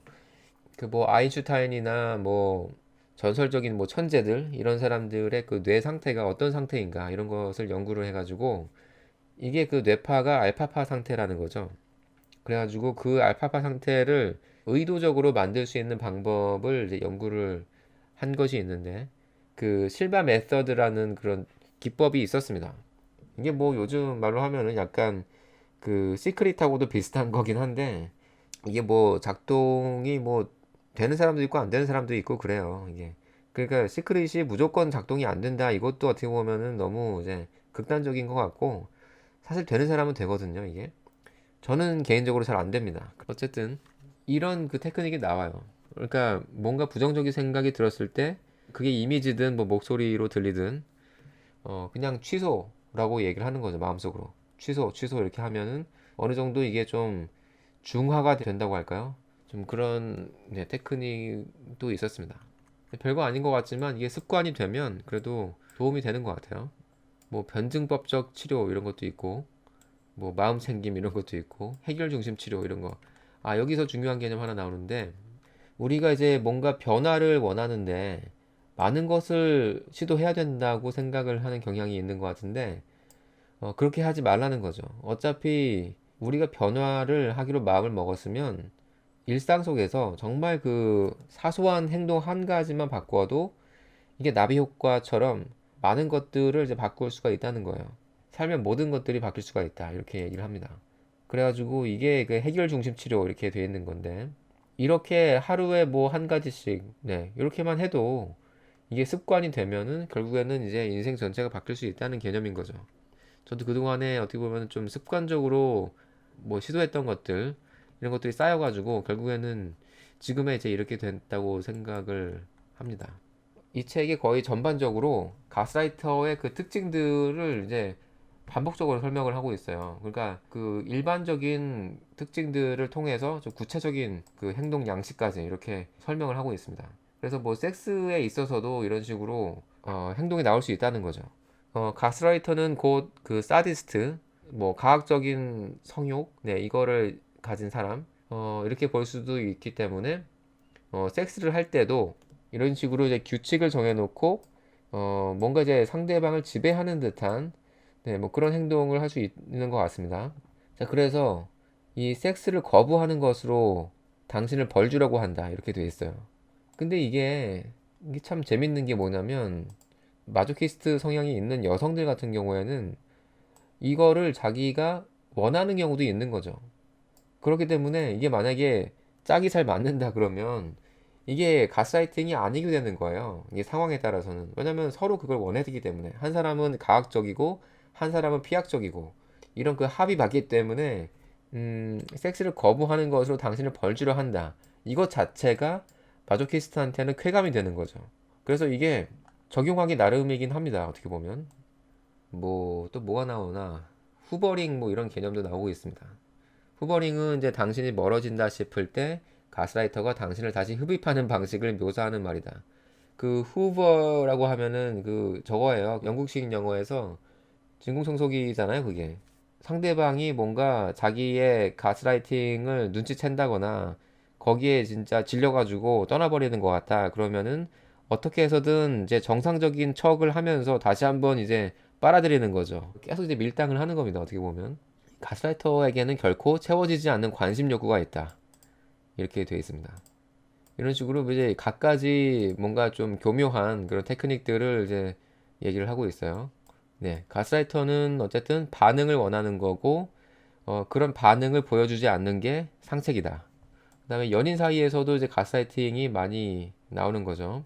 자, 여기에는 이제 우리나라 사정과 조금 맞지 않는 내용들도 있긴 있는 것 같은데, 그래도 좀 몇 가지 중요한 거를 꼽자면, 뭐 데이트 첫날에 가스라이터를 집으로 데려오지 마라.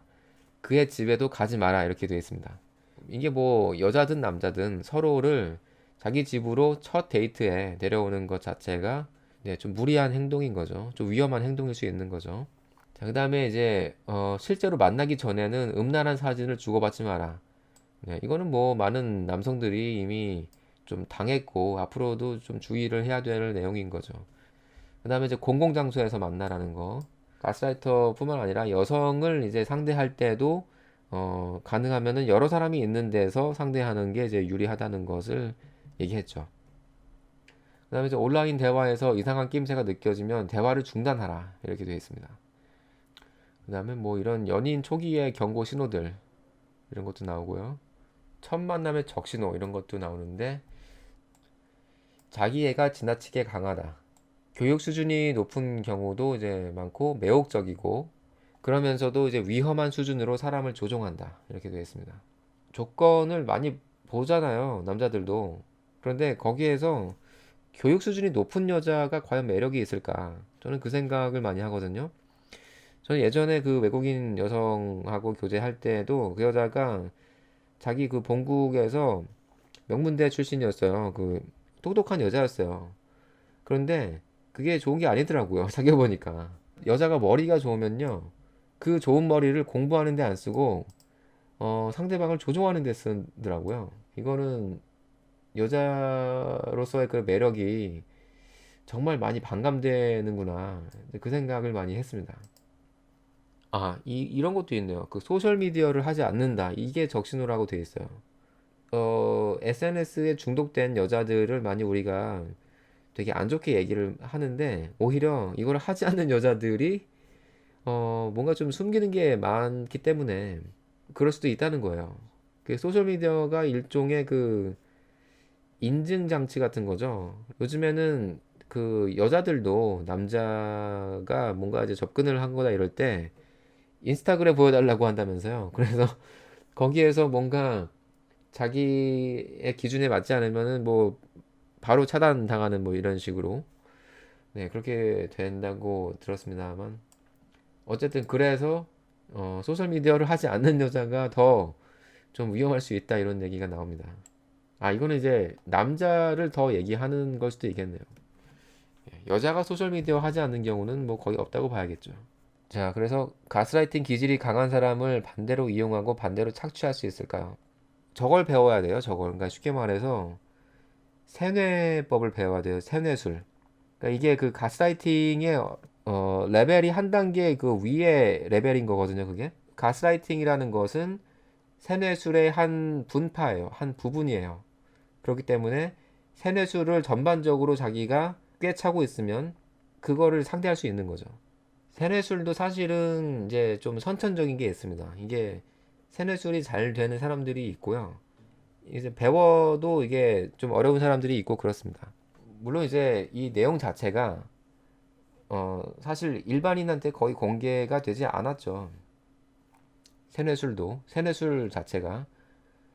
근데 그 중에서 이제 가스라이팅이 이제 나와가지고 지금 막 이제 활개를 치고 다니는 거죠 말하자면. 그냥 일부에 불과한 건데 어떻게 보면. 그래서 이게 되게 어떻게 보면 위험합니다. 왜냐하면 그 사이비 종교에 빠진 사람들을 이제 구하기 위해서 네, 그 사람들의 세뇌를 풀어내는 사람들 갖다가 디프로그래머라고 해요. 그러니까 누군가가 그 사람의 뇌를 프로그래밍을 해놨는데 그것을 반대로 돌리는 거예요. 그러면은 그 사람 그 뇌 속에 심어진 그 지뢰가 있습니다. 지뢰. 프로그래밍을 하면서 이 사람이 만약에 그 프로그래밍이 이제 삭제되려고 할 때 그것에 이제 반응을 하도록 이제 프로그램까지 돼 있는 거죠. 그 사람의 뇌를 되돌리려고 시도를 하는 순간 자살 시도를 한다든가 상대방을 막 이제 폭행하려고 한다든가 막 이런 식으로 뇌에 설치가 돼 있는 거예요. 근데 그만큼 이쪽 분야에서 이런 거를 상대한다는 것 자체가 상당히 위험한 일입니다.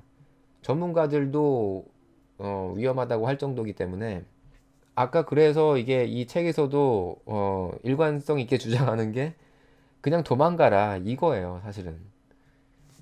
우리가 격투기를 해도 마찬가지잖아요. 아무리 싸움을 잘해도 물론 이제 월등하게 그 실력 차이가 나면은 이길 수 있죠. 그렇지만 그냥 비등비등하다고 치면 어쨌든 자기한테도 그게 손상이 오기 마련이잖아요. 그렇기 때문에 싸움은 피하는 게 정석이다. 이제 이런 얘기가 나오는 거죠. 그리고 그거를 꼭 이겨 먹어야 되냐. 이제 이런 얘기를 할 수가 있다는 겁니다. 그래서 이게 뭐 다시 또 픽업 쪽으로 얘기를 하자 그러면 사실 픽업도 이런 그 가스라이팅 게임인 거잖아요. 상대방을 어떻게 현혹을 시켜가지고 나에게 매력을 느끼게 만드느냐. 이 문제인 거잖아요. 그래서 만약에 그런 그 픽업 어떻게 보면 진짜 잔기술의 수준이 불과한 건데 몇 단계 윗 수준의 사람을 만났다고 치면 오히려 그거를 반작용으로 당할 수가 있는 겁니다. 상대방의 정신을 조종하려고 이렇게 시도한다는 것 자체가 이미 그 사람은 이제 위험을 감수해야 된다는 거죠. 이런 얘기들은 사실 그런 세뇌수를 이제 전문적으로 공부하는 사람들이 하는 얘기이기도 한 거예요, 사실은. NLP도 그 일부라고 볼 수 있습니다. 세뇌술의 일부예요, 일부. 그런데 그 NLP도 잘 쓸 수 있는 사람이 쓸 수 있고 정말 많은 훈련을 해야 되는 거죠, 사실은. 이것도 잘하는 사람은 잘하지만 연습을 해도 잘 안 되는 사람은 어려워요, 사실. 네, 오해님 맞습니다. 이게 그 지뢰밭 같은 거예요, 지뢰밭. 그 트리거라고 해요, 최면 그 용어에서. 방아쇠를 당기면은 이제 발사되는 거죠, 말하자면. 근데 그 트리거를 만약에 당사자가 아닌 다른 사람이 그거를 잘못 이렇게 당겼다. 그러면은 그거를 시도한 사람 자체한테 상당한 타격이 생길 수 있다는 겁니다. 네, 신천지 뭐 이런 것도 다 같은 맥락인 거예요. 그 일본의 뭐 오음진리교 이런 것들에서도 사이비 종교 이런 데 들어가면은 거기에서 이제 가르치는 그 세뇌 매뉴얼이 있습니다. 네. 그거를 신도들한테 이제 적용을 하는 건데 정말 그 정교하게 발달된 그런 그 테크닉들인 거죠. 그러니까 거기에 일단 들어가면은 빠져나오기 힘들 수밖에 없는 거고 그 사람들을 구하기도 힘든 거죠. 그러니까 만약에 자기 가족이 이제 그런 데 빠졌다 그러면은 불행인 거예요, 진짜. 그냥 차라리 그 사람이 거기에 살게 내버려 두는 게 나을 수도 있다는 거죠. 그거를 빼내려고 하다가 결국에는 그 가족 전체가 그냥 붕괴될 수도 있는 거기 때문에. 그래서 우리가 항상 그 가족뿐만이 아니고 주변 사람뿐만이 아니고 나 자신을 지키기 위해서라도 그 정보에 노출되는 것들을 정말 조심해야 되고 누구를 만나느냐, 누구를 선택해야 되느냐도 정말 중요한 거죠. 그러니까 세뇌라는 것은 이렇게도 일어나는 거잖아요. 자기가 의도를 했든 안 했든 거의 자동적으로도 일어나는 거기 때문에 세뇌를 배워서 된 사람도 있겠지만 자기 몸에 달고 나온 사람들도 많을 거 아니에요. 이게 오늘 말하는 가스라이터도 이제 일종의 세뇌 전문가인 거고 일반인 수준에서는 그렇기 때문에 항상 사람을 잘 판단해서 만나야 된다. 이제 저는 그렇게 생각을 합니다. 그래서 여기 보면은 직장에서 유의해야 할 신호가 있습니다. 근무 중에 당신을 관찰하는 거. 네, 이런 사람이 있을 때 좀 조심을 해야 된다는 거죠. 그러면 이제 큰 소리로 그만하세요. 이렇게 말할 수 있어야 된다는 거고. 그리고 이제 무리를 만들어 가지고 약간 좀 왕따를 시키는 거죠. 단체 행동을 이제 만들어 가지고 자기한테 동조하게 만들고 이런 것들, 자기 편으로 만들고 이런 행동들. 그다음에 이제 당신의 업무 능력을 낮게 평가한다. 이렇게 되어 있습니다. 그래서 아까도 얘기했지만 그 직장 생활 할 때는 뭐 상사가 얘기한 게 있으면은 항상 이제 기록하는 습관이 이제 중요한 거고. 그래서 이제 직장에서 어떻게 자신을 지키느냐 이렇게 얘기를 하면은 가스라이터하고 단둘이 있지 말라고 돼 있어요. 특히나 직장에서 그 여자 직원과 단둘이 있는 것은 정말로 조심해야 되는 거죠. 요즘엔 특히 더 그렇죠. 그래서 당신의 커리어는 그 사람과 한 공간에 있지 않는 것에 달려 있다. 이렇게까지 얘기를 하고 있습니다. 만약에 가스라이터가 다른 사람이 없는 공간으로 들어온다면 그곳에서 나오거나 동료를 이제 부르라고 하고 있어요. 그 다음에 이제 모든 것을 기록으로 남겨라. 날짜, 시간, 그 사람의 답변 내용을 전부 다 기록하라. 이렇게 되어 있습니다. 회식 자리에서 술을 마시지 마라. 이거는 뭐 우리나라에도 이런 일이 일어날지는 모르겠는데, 뭐 술에다가 약을 타는 뭐 이런 행동도 할 수 있다고 이제 얘기를 하고요. 조금만 자기가 취해도 가스라이터는 이제 그거를 이제 이용해 먹을 수 있다는 거죠. 왜냐면은 이제 취하면은 아무래도 이제 말 실수하기도 쉽고 이러니까 가스라이터가 그런 것을 이제 나중에 아주 사악하게 이용을 할 수 있다는 거고.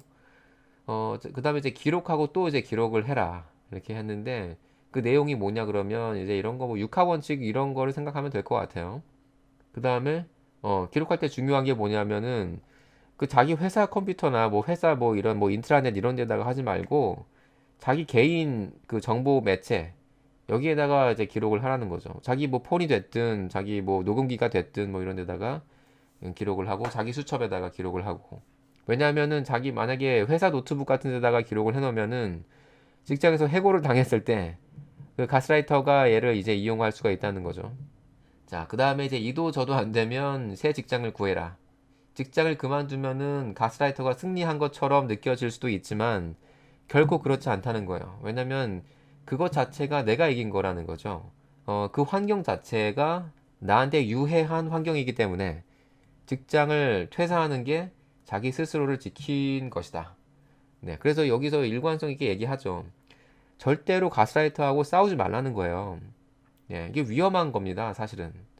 자기가 아까 제가 그 가스라이터 체크리스트 얘기했죠. 자기가 어느 정도 아까 제가 얘기했던 체크리스트에 해당이 많이 된다. 자신 있다. 그러면은 뭐 싸워보실 수도 있겠죠. 그런데 저는 개인적으로 저는 그러고 싶지 않습니다. 그러니까 그거는 뭐 여러분의 뭐 판단에 맡기겠습니다. 네, 그 다음에 이제 폭력에 대한 부분을 또 보겠습니다. 자, 그 다음에 이제 가정폭력에 대한 얘기, 저는 이제 이런 쪽에 관심이 많은 이유가 이게 어린애들을 어떻게 이제 양육을 하느냐, 여기에서도 정말 많은 부분이 결정이 되기 때문에 이제 학부모들이 이런 공부를 좀 많이 해야 된다고 생각을 해요. 그러니까 진짜 그 유아기 때 만 3살까지 제대로 그 양육을 못하면은 그 애가 이제 평생 그렇게 정서불안 상태로 자랄 가능성이 높은 거고, 가스라이터로 자랄 수도 있는 거죠. 그런 것들을 자기 보호를 위해서 그런 변태적인 테크닉을 이제 자기 스스로 만들어 나간다는 거예요. 이 가정폭력의 강도가 높을수록 어머니와 자녀 간의 정서적 유대가 약한 경향을 보인다. 정말 이제 불행하고 참 안타까운 일이죠. 어머니와 자녀 간의 정서적 유대가 약할수록 아이의 외상 후 스트레스 장애가 심각하다. 좀 슬픈 얘기입니다. 저는 이런 얘기 볼 때마다 그냥 아기를 뭐라 그럴까요? 그 양육세? 아니면은 뭐 출산세? 이거를 내야 된다고 생각을 해요. 이건 아기 낳는 거는요, 부자만 낳아야 되고요. 부자 중에서도 정말 정서적으로 안정된 사람들, 그런 사람들만 낳아야 된다고까지 생각을 합니다. 그렇지 못한 사람들은 애를 낳고 키울 자격이 없어요. 왜냐면은 이런 일을 겪지 않을 수 있는 애들이 그렇게 많지 않을 거라고 저는 생각을 하거든요. 가정폭력까지는 아니더라도 그 엄마한테 그 정서적인 폭력을 당하지 않는 아이가 대한민국에 얼마나 될까? 저는 그 생각을 많이 합니다.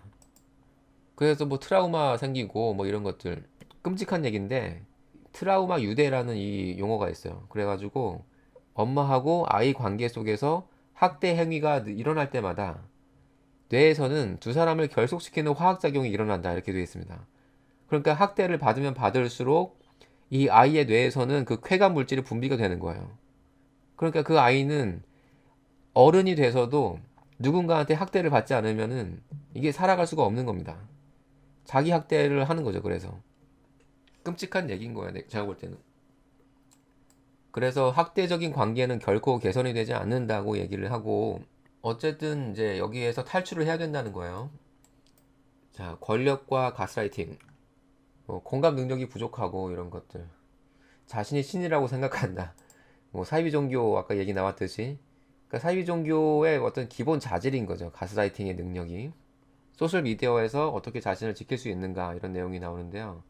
우리 유튜브도 마찬가지고 뭐 페이스북도 마찬가지겠지만, 이게 알고리즘을 통해서 이게 그 맞춤형 광고가 나오잖아요. 이건 되게 제가 위험하다고 생각을 많이 합니다. 저도 이제 맞춤형 광고를 볼 수밖에 없지만, 가능하면은 나한테 해로울 수 있는 정보들은 계속 저 스스로가 이렇게 좀 다시 보지 않기, 뭐 이런 기능이 있잖아요. 그렇게 함으로써 좀 광고를 최적화한다고 할까? 약간 그래도 정보성 중심의 광고? 예, 그런 이제 컨텐츠들이 뜨도록 이제 많이 좀 애를 쓰려고 하는 편입니다.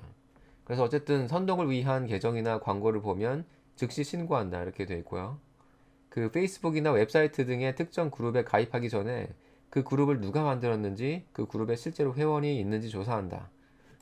그 다음에 이제 여기 마지막에 당신이 지지하는 합법적인 목표를 추구하는 단체라는 확신이 들지 않으면 온라인 조사에 응하거나 청원에 서명하지 않는다. 왜냐면 대부분은 이제 개인정보를 수집하기 위한 것이기 때문에 그런 것들을 이제 하지 않는 게 좋다는 거고, 이제 사이비 종교에 대한 얘기가 이제 나오네요. 여기서 이제 중요한 것들을 얘기할게요. 어떤 식으로 이 사람들이 세뇌를 시키느냐, 이렇게 나오는데요. 이제 대표적인 게 이제 그런 거죠. 우리와 그들의 대결 구도를 만든다. 이거는 지금도 엄청나게 우리 온라인 상황에서도 일어나는 일입니다. 온라인 커뮤니티, 뭐 단톡방, 다 여기에 해당되는 거예요, 사실. 나 아니면 적이다. 나 아니면 다, 뭐야, 까맣다. 뭐 이런 식으로 우리와 그들을 이제 분리를 하는 거죠. 그렇게 함으로써 점점 더 그 우리 안에 있는 사람들의 결속력을 강하게 만드는 겁니다. 지금 생각해 보세요. 의학계에도 마찬가지고요. 예를 들어서 이런 거 있죠. 어떤 뭐 한의사가 있다고 쳐봐요. 양방으로 해결될 수 없는 질환들이 많기 때문에 양방은 뭐 근본적으로 틀렸다. 그러니까 내 말을 들어야 된다. 이런 한의사가 있다고 생각을 해보세요. 그러면 이제 그 사람한테 많은 환자들이 이제 몰릴 수가 있죠. 그러니까 일종의 이게 사이비 종교화가 되는 겁니다. 그런 식으로. 네, 그렇게 되면서 그 한의사가 일종의 그 교주가 되는 거예요. 그러면서 이제 우리와 어떤 양방이라는 어떤 거대한 그런 그 적을 만드는 거죠. 이게 정말로 이제 위험한 어떤 현대 시대의 그 사이비 종교 프레임이라고도 볼 수 있는 겁니다. 그런데 이런 현상이 너무나 많이 일어나고 있죠. 제가 이제 구체적으로 더 이상 얘기를 하지는 않을게요. 하지만 여러분들이 충분히 이 얘기를 이해를 하셨다면 대충은 이제 자기가 지금 방문하고 있는 여러 가지 뭐 컨텐츠들, 뭐 커뮤니티들, 네, 여기에서 아마 많이 느끼실 겁니다. 이런 성질이 있는 것들을. 물론 이제 저도 카페를 열어놓고 단톡방도 열어놨지만 최대한 저는 이런 것들을 안 하려고 애를 쓰고는 있어요. 왜냐면 저는 이런 내용을 알고 있기 때문에 뭐 회원들이 우리와 다른 뭐 성격을 가진 다른 단체가 있다거나 이런 것들을 뭔가 이제 대결 구도를 만드는 것을 원치가 않습니다. 제가 이제 남성 해방이라고 이제 얘기를 한 이유도 여러 가지 흐름이 있으면 그것들을 다 이용을 하자는 거죠. 어느 하나에 우리가 매몰되면 안 된다는 거예요. 네, 어쨌든 이제 되게 중요한 개념이라 제가 좀 네, 부가적인 설명을 좀 많이 한 것 같습니다. 다시 한번 정리를 하면 우리와 그들의 대결 구도를 만드는 그런 집단이 있다. 그런 집단 안에 내가 속해 있다. 그런 집단을 발견했다. 그러면 일단은 의심을 해볼 필요가 있다는 겁니다. 조심을 해야 된다는 거예요. 자, 그 다음에 이제 특수한 용어를 사용한다. 이것도 정말 많이 일어나는 일입니다. 제가 정말 그 안타깝게 여기는 것 중에 하나가 그 픽업 배운다고 하면서 그 픽업 용어를 남발하는 사람들이 있어요. 근데 그런 거 몰라도 픽업 배울 수 있거든요. 그런 거를 이제 특수 용어를 이제 남발을 하면은 그거를 모르는 사람 입장에서는 뭔가 이제 있어 보이는 거죠. 뭔가 있어 보이고 그런 그 뭔가 전문 용어를 쓰는 사람들을 우러러보게 되고 약간 이제 그런 프레임 같은 게 생기는 겁니다. 그리고 이제 그 용어를 자기도 사용하게 됨으로써 거기에 종속이 되는 거예요. 이게 이제 일종의 그 세뇌법입니다, 이것도. 그러니까 어디인가에 들어가서 누군가가 듣도 보도 못한 용어를 계속 쓴다. 그러면은 일단은 경계를 해야 되는 거예요, 사실은. 네. 그러니까 예, 특수한 용어를 사용한다. 그래서 기존 용어를 다른 의미로 사용하는 것으로 자신들의 배타성을 강화한다. 이렇게 돼 있고 교단의 신도에게 특정 단어가 어떤 의미인지 물었을 때 말해줄 수 없다거나 설명을 거부한다면 그것은 적신호다. 그 다음에 이제 내부인만이 사용하는 용어가 있다는 것은 교단의 지도층이 다른 사람들보다 깨달은 자이며 똑똑한 사람들이라고 생각하게 만들기 위한 전략일 뿐이다. 여기서 많이 사람들이 이제 많이 가스라이팅을 당하는 거죠. 요것도 되게 중요해요. 간증을 강요하는 것, 최대한 많은 신도들 앞에서 신앙을 고백하게 하는 것, 이것은 그 자리에서 있는 모든 신도들과 일종의 사회적 계약을 맺는 것과 같다. 그러니까 많은 사람들 앞에서 간증을 하게 되면 거기에 자기의 마음이 또 이제 종속이 되는 거죠. 그래서 그 말에 대한 책임을 지려고 약간 뭔가 이제 압박을 느끼게 되는 거고. 그리고 이제 조직 내에서 결혼하고 아이를 낳을 것을 종용한다. 이 통일교에서 이런 것을 많이 하죠. 교인들끼리 결혼시키는 거. 거기에서는 아예 그 단체 결혼을 하더라고요. 근데 이런 게 사실은 이 신도수를 늘리기 위해서 아이를 낳을 것을 강요하는 뭐 이런 것이고 그렇게 해서 아이를 낳으면 결국에는 그 종교를 떠나지 않을 확률이 높아지는 거죠. 이 강압적으로 하는 것들도 다 세뇌 테크닉에 들어갑니다. 그래서 사이비 단체의 프로그램에 벗어나기까지는 수년이 걸린다 이렇게 되어 있어요. 정말 어려운 작업인 거죠. 그 다음에 이제 떠나는 것을 허용하지 않는다. 어느 순간 이제 벗어나겠다는 생각이 들면 이미 늦은 것이다 이렇게 되어 있어요. 그러니까 초반에 이거 빨리 잡아야 되는 거예요. 뭐 저기 다단계도 마찬가지인 거죠 어떻게 보면. 그 다음에 교주는 규율을 따르지 않는다. 야 이게 정말로 참 한탄스러운 건데 교주는 진짜 뭐 막 난교를 하고 막 그룹핑을 하고 막 별짓을 다 하는데 신도들은 이제 자기 전 재산을 바치고 정말 절제된 생활을 하고 막 이런 경우들 정말 어이없죠. 예, 이런 얘기들이 이제 나오는 거죠. 개인주의는 이제 말살 당하는 거고 이제 소속감의 욕구를 이용하는 거고 이제 그래서 이제 아웃사이더라고 느끼는 사람들이 이제 타겟이 많이 된다고 되어 있습니다. 그런 사람들은 일단 뭐 외롭기도 하고 뭐 바운더리 자체가 약하기 때문에 쉽게 이제 유혹이 되는 거죠. 그래서 이제 방황하고 있는 정신적인 나침반이 필요한 상태라면 교단이 이제 그것을 제공함으로써 그 사람의 정체성을 이제 구축을 시켜 줘버리기 때문에 그 사람은 이제 그것 자체가 이미 자기의 정체성이자 이제 인생인 거죠. 뭐 건강한 뭐 단체 조직의 특징이 뭐냐? 이 부분은 우리가 항상 염두에 둘 필요는 있는 것 같아요. 자, 한 번씩 우리가 지금 속한 조직이 이런 건강한 성격이 있는지 한번 생각을 해보면 좋겠습니다. 한번 읽어볼게요. 질문을 허용할 뿐 아니라 권장한다. 언제든 떠날 수 있다. 아이들이 부모 곁에 머문다. 부모 자식 간의 유대를 존중할 뿐 아니라 권장한다. 견제와 균형을 제공하는 관리 부서가 있다. 타당한 교리가 있다. 범법 행위를 권유받지 않는다. 건전한 가족 관계를 권장한다. 처벌이 아닌 지도를 받는다. 우울과 불안 증세에 대한 정신과 치료를 권장한다. 자금 운용이 투명하다. 해당 종교 단체에서 운영하는 학교가 있어도 그 학교에 다니는 것을 강요하지 않고 그로 인해 처벌받지 않는다. 뭐 이렇게 정리가 되어 있네요. 그래서 제가 볼 때는 이거 맨 위에 있는 두 가지 질문을 허용할 뿐만 아니라 권장한다. 그리고 언제든 떠날 수 있다. 요것만 지킬 수 있는 조직이라면 그래도 꽤 괜찮은 조직이라고 생각이 듭니다. 네, 여기 이제 또 나오는데 다시 한번 강조를 이제 하고 있네요. 어떤 믿음 체계건 간에 시간이 흐를수록 교리가 경직되고 불복에 대한 처벌이 있다면 그들과 우리의식의 세계관을 갖고 있다면 지도부에 대한 의심이 처벌로 이어진다면 언제든 사이비 단체로 변질될 수 있음을 명심하라 이렇게 되어 있습니다. 자, 그 다음에 가족이 사이비 단체에 가담했다면 뭐 이렇게 좀 가이드라인이 나왔는데요. 이렇게 좀 시도해 볼 수 있다고 나오고 있습니다. 작은 것에서 시작하라 이렇게 되어 있어요. 처음에는 이제 교단의 교리에 반박하지 말고 긴 외출이나 만남도 기대하지 말라. 그리고 짧고 간단한 만남을 가진다. 그 교단이 얼마나 나쁜 곳인지, 그가 가족에게 얼마나 큰 상처를 주고 있는지 말하지 않도록 조심하라. 그랬다가는 곧바로 방어 태세를 취할 것이다. 이게 아까 제가 얘기한 지뢰가 터지는 거예요. 인내심을 갖는 것이 중요하다. 이렇게 되어 있습니다. 그러니까 정말 오래 걸리는 작업이고 실패할 수 있는 가능성도 대단히 높은 거죠.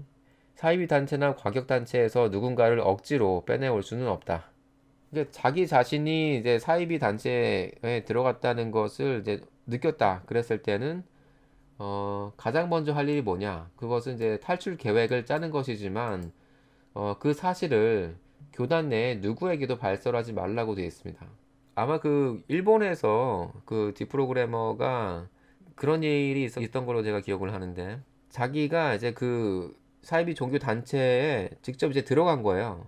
그런데 자기가 세뇌될 수 있다는 것을 잘 알기 때문에 다른 사람한테 뭔가 그것을 풀 수 있는 뭐 뭔가 이제 키워드를 주고선 이제 들어간 거죠. 근데 그만큼 자기 혼자서 그 세뇌가 되면 거기서 스스로 빠져나올 수가 대단히 힘들다는 얘기를 하는 겁니다. 네. 그러니까 애초에 세뇌에 걸리지 않도록 평소에 자기 자신을 잘 보호할 필요가 있는 거죠. 네, 본인만의 걸음종이로 걸러내서 받아들여야 하는데 고지고대로 받아들이니 진짜 위험한 시대 같다. 이제 이것과 이제 좀 관련된 얘기로 어떤 얘기를 할 수 있냐면 그러니까 우리가 이제 정말 그 한시도 쉬지 않고 정보를 받아들이고 있죠. 온몸으로 정보를 받아들이고 있다고 해도 과언이 아닌 거죠. 그러니까 이게 거의 그 세포보다 더 낮은 수준에 가서는 그 뉴트리노라는 물질이 있다 그래요. 그게 저도 정확히 뭐 과학적으로는 뭐 이렇게 모르겠지만 그런 얘기를 하더라고요. 그러니까 매 순간 우주에서 그 뉴트리노라는 그 물질이 우리 온몸을 관통하고 있다는 겁니다. 근데 그 뉴트리노 안에는 수많은 정보들이 이미 담겨 있다는 거죠. 그러니까 우리가 사실 이거를 피하기가 이미 어렵다는 거예요. 그 정보에 그 지배당하는 것들이.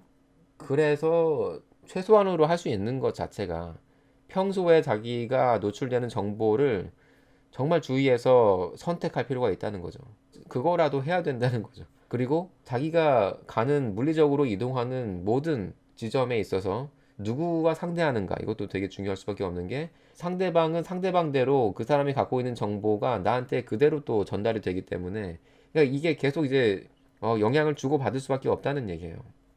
물리적으로 떨어져 있는 것 같지만 어쨌든 일정 수준 이상 가까워지면 뭐 에너지 형태라고 본다면 볼 수 있는 거고 이런 식으로 계속 교환이 일어난다는 겁니다. 그래서 나오는 얘기가 이게 자유의지로 우리가 인생을 통제하는 게 거의 불가능에 가깝다는 얘기를 하는 거예요. 저도 뭐 이렇게 세뇌 전문가는 아니기 때문에 자, 그 다음에 이제 뭐 가족 간의 가스라이팅도 많이 나옵니다. 그래서 가스라이팅은 병이다. 이렇게 얘기하고 있고. 자, 건강한 부모에 대한 얘기가 나오는데, 이제 가스라이터 부모는 자녀를 조종하고 비하하고 자녀와 경쟁하고 한편으로는 자녀가 독립적인 성인이 되는 것을 막는다. 이렇게 되어 있어요. 만약 부모 한 명이 가스라이터였다면 당신은 아마도 또래들보다 행복하고 만족한 삶을 살지 못하고 연인이나 배우자로 가스라이터를 유독 자주 만날 것이다. 가스라이팅이 대물림이 되는 그런 느낌인 거죠. 가스라이터 부모는 자녀를 학대한다. 이건 이제 물리적으로 뿐만 아니라 정신적으로도 그럴 수 있다는 얘기죠. 자녀를 통해 자신의 꿈을 실현하려는 경우도 있는 거고. 하지만 문제는 가스라이터의 자녀는 결코 부모의 기대에 부응할 수가 없다. 그래서 이제 부모에게 휘둘리는 자녀가 돼서 성인이 되어서도 심지어 법을 어겨서라도 항상 부모를 기쁘게 하려고 애쓰는 사람이 되기도 한다. 아, 이거 정말 이제 안타까운 일이죠. 자기 인생이 없는 거예요. 부모도 어떻게 보면 남인 거죠. 그런데 이제 남을 이제 기쁘게 하기 위해서 살아간다는 거예요. 자기가 행복하지도 않은데 가스라이팅이 된 상태에서 부모를 기쁘게 해준다는 그런 어떤 행위나 이런 생각을 마치 자기가 효도를 하고 있다, 효자다. 네, 이런 식으로 자기 셀프 가스라이팅을 하는 경우도 정말 많다고 이제 생각을 합니다. 그리고 이제 부모들 자체도 이제 이런 식으로 자식들을 가스라이팅을 하죠.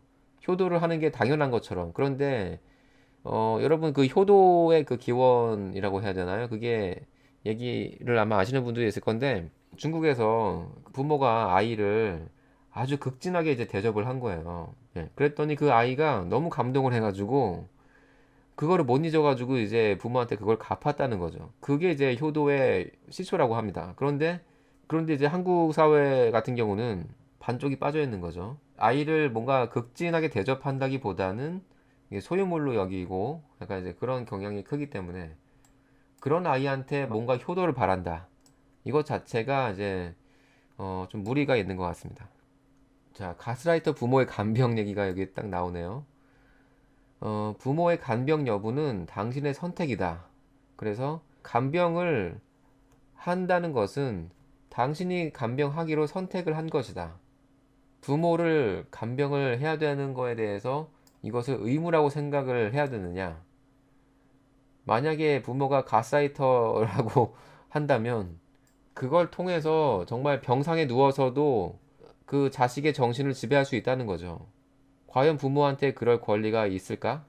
이런 생각을 해볼 필요도 있는 것 같고, 누군가가 당신에게 제대로 애도하지 않는다고 나무라면 애도에 있어서 옳은 방식이란 없다는 것을 기억하라. 그러니까 가스라이터 부모가 죽었는데 만약에 제대로 울지도 않고 그런다고 해가지고 그 자식을 누군가가 비난을 할 권리는 없는 거죠.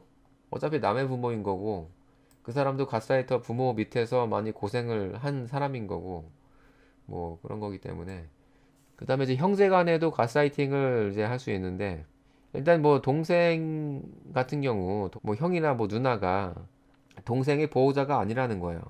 그런데 이제 문제는 형이나 뭐 언니 누나가 성인이 된 후에도 어린 동생을 돕지 못했던 것에 대해서 엄청난 죄책감을 느끼는 사람들이 많고 그런 것들을 이제 좀 버릴 필요가 있다는 거예요. 그리고 이제 동생을 보호하는 것은 사실 형제의 몫이 아닌 거죠. 그것은 이제 부모의 책임이었던 거예요, 애초에. 그들이 책임을 다하지 못한 것이고. 그래서 이 가스라이터 형제 중에는 자기가 이제 영웅처럼 이제 행동을 하려는 경향이 있다는 거예요. 그래서 병들거나 다친 부모를 위해서 헌신하기도 하고. 하지만 이제 이런 행위들은 그냥 이제 연극에 불과하다는 거죠. 단지 자기가 착한 척 하는 것뿐이다. 이렇게 얘기를 합니다. 정말 중요한 얘기가 나오는데요. 만약에 가스라이터 형제가 부모를 돌보겠다고 적극적으로 나설 때는 매의 눈으로 지켜보아라. 이렇게 얘기를 합니다. 이거는 이제 가스라이터가 이제 자기 가족이나 뭐 친척이나 이런 사람들이 있으면 한번 관찰을 해보세요. 이 사람이 그 노인과 환자를 자기 편으로 만들려고 엄청나게 그 작업을 합니다. 자기만 이제 올바른 자식이고 효자고 효녀고 막 이런 식으로 하면서 나머지 형제들이나 뭐 나머지 뭐 친척들은 다 무슨 진짜 뭐 죽일 놈이 되는 거죠. 막 이런 식으로 가스라이팅을 한다는 거예요. 그다음에 이제 자식 같은 경우에 보면은 이 아이들이 하고 싶은 것을 마음껏 하도록 내버려두는 방임형 육아법은 좋지 않다고 판명되었다. 이렇게 얘기를 하고 있어요. 저도 여기에 상당히 동의를 합니다. 요즘 이제 아이들을 키우는 방식을 보면은 아이를 그냥 떠들든 뭐 다른 사람한테 피해를 주든 그냥 방치를 해버려요. 저는 그거 보고선 진짜 어이가 없고 저건 진짜 부모의 자격이 없다 이 생각을 많이 하거든요. 어느 정도 규율과 제한은 있어야 되는 거죠. 뭐 아이한테 뭐 체벌을 하라는 얘기가 아니라 최소한의 지킬 거는 지켜줘야지. 그러니까 이제 그런 식으로 애들을 키우면 20대 여자들, 뭐 심지어는 30대 여자들까지도 보면 정말로 어이없을 정도로 자기 멋대로인 여자들이 많죠. 그게 바로 이제 아이를 키울 때 아무런 그런 훈육 없이 키웠다는 그런 방증이 아닐까 이런 생각을 많이 하게 되고 이제 남자들도 그런 경우가 점점 많아지는 것 같고 그렇습니다. 어떤 자식에 대한 뭐 가스라이팅도 뭐 이런 얘기가 나오고 있어요. 친구에 대한 얘기가 나오는데 친구도 정말 조심해야 됩니다. 이 소문을 조심해야라고 얘기를 해요. 그 얼마 전에 제가 신동엽 씨가 얘기하는 그 영상을 봤는데 정말 공감이 됐어요. 저도 사실 뭐 남 얘기를 전혀 안 하지는 못하죠. 그런데 그 사람 얘기를 듣고 보니까 앞으로라도 웬만하면은 남 얘기는 하지 않는 게 좋겠다 이 생각을 이제 많이 하게 됐습니다.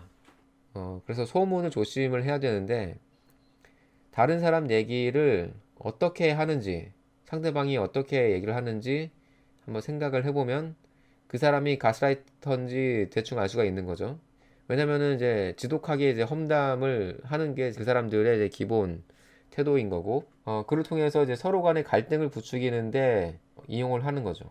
어쨌든 이제 내 앞에서 상대방이 누군가를 험담을 한다. 그러면은 그 사람이 딴데 가서 내 험담을 할 가능성도 대단히 높은 거죠. 가스라이팅을 당하고 험담의 주인공이 되고 싶지 않다면 그 친구에게 털어놓는 정보의 양을 제한해야 한다.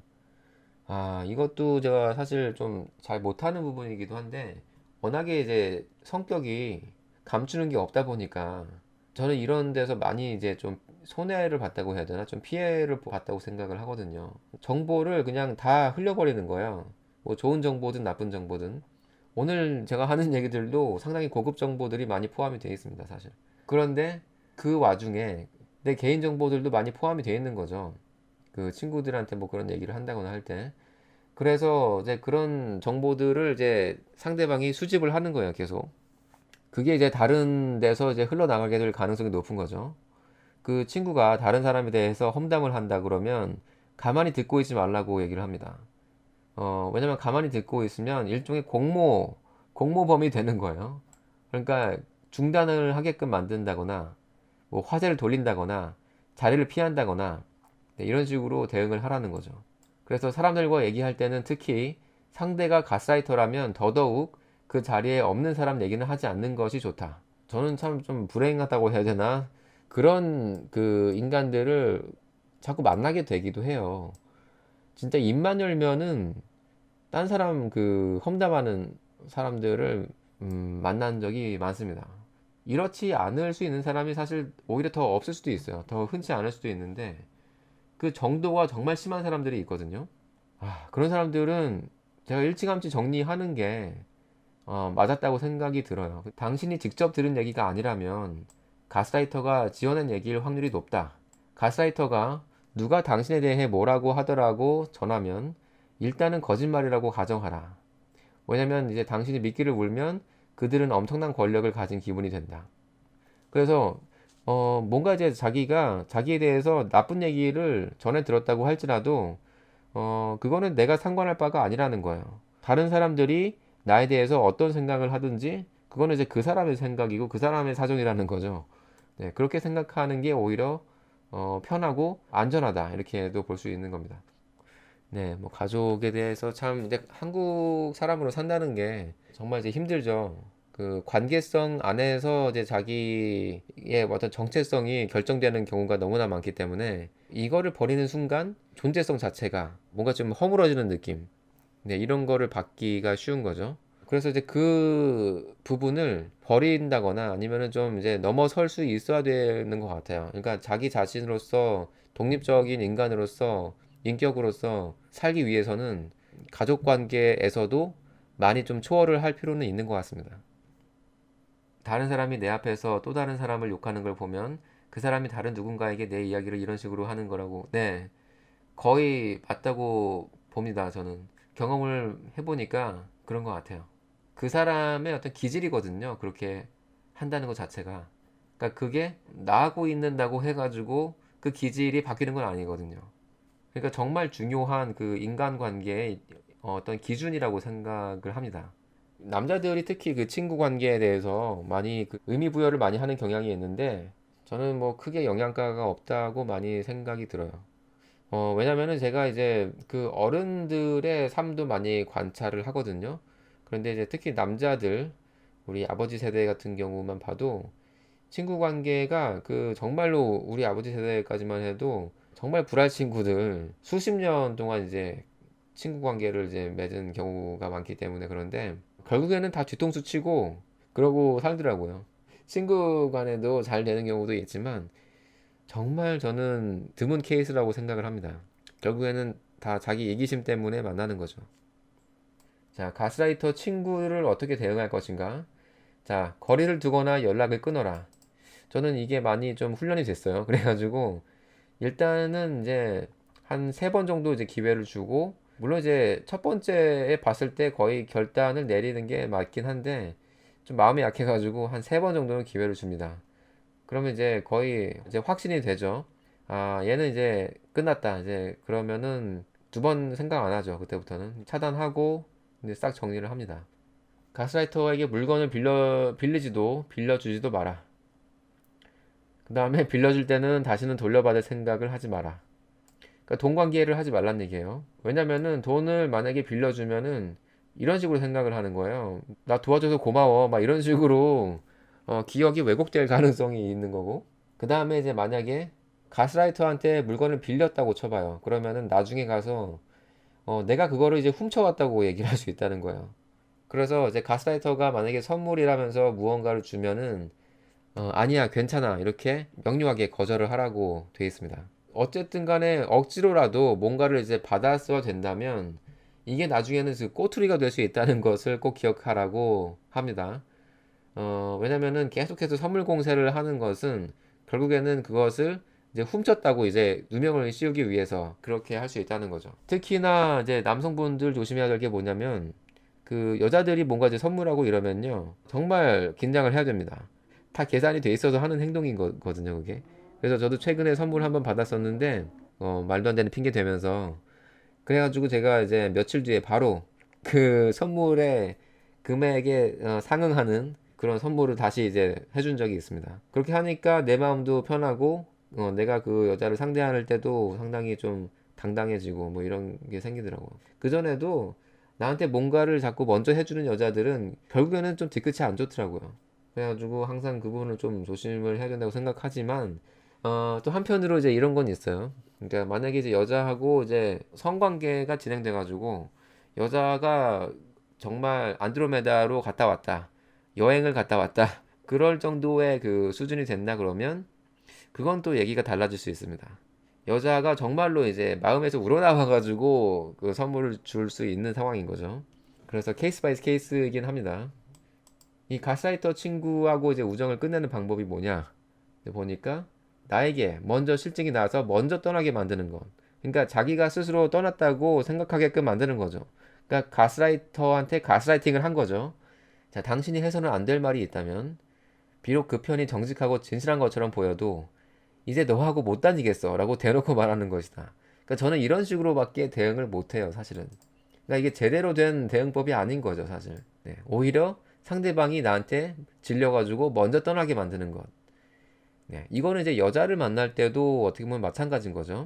그러니까 자꾸 여자를 만약에 고치려고 한다거나 정말 이렇게 루저처럼 보인다거나 이렇게 보이는 게 오히려 날 수 있는 거죠. 여자가 그래야지만 빼먹을 게 없구나 이런 식으로 해가지고 실증이 나서 이제 자발적으로 떠나게 만들면 정말 안전하게 그 관계를 정리할 수 있는 게 되니까 네, 이런 것도 잘 자기가 개발을 해가지고 하면은 안전하게 여자하고 성생활을 하면서도 안전하게 이제 헤어질 수 있는 방법이 될 수 있다고 생각이 듭니다. 내가 이제 단톡방에서도 많이 몇 번 이제 얘기한 것 같은데 오히려 이제 루저처럼 보일 수 있는 게 이제 정말로 고수라는 거죠. 저는 이제 그렇게 생각을 합니다. 요즘 시대에는 특히나 그런 생각을 이제 많이 하게 됩니다. 야, 결혼식 할 때 하객이 없으면 인생이 어떻게 살았길래 주변 사람이 그렇게 없냐 삿대질하고 죽어서 장례식장에 화요원이나 좁은 객이 없으면 인생을 어떻게 살았냐고 삿대질하고 우리나라가 그 참견 문화가 심하잖아요. 그래서 이제 예전에 제가 그 되게 공감했던 얘기 중에 하나가 한국인의 그 3대 그 심리 기질이 있는데 체면, 참견, 고집 이렇게 얘기를 이제 하더라고요. 그래서 너무 이제 공감을 했었죠. 그래서 이제 이런 것들이 다 체면 문화에 이제 속하는 것들인 것 같고, 제가 항상 이제 주변 사람들한테 주장하는 것도 이 3대 그 기질 중에 이 체면 하나만 내려놔도 정말 많이 행복해질 수 있다. 이런 얘기를 많이 하거든요. 참견도 마찬가지고. 근데 참견은 사실 사람을 안 만나면 굳이 할 일이 없어지니까 굳이 뭐 생각할 필요 없고, 근데 고집 같은 경우도 좀 내려놓으면은 좋을 때가 꽤 있는 것 같아요. 근데 이제 제일 먼저 제가 볼 때는 불필요한 게 체면인 것 같습니다.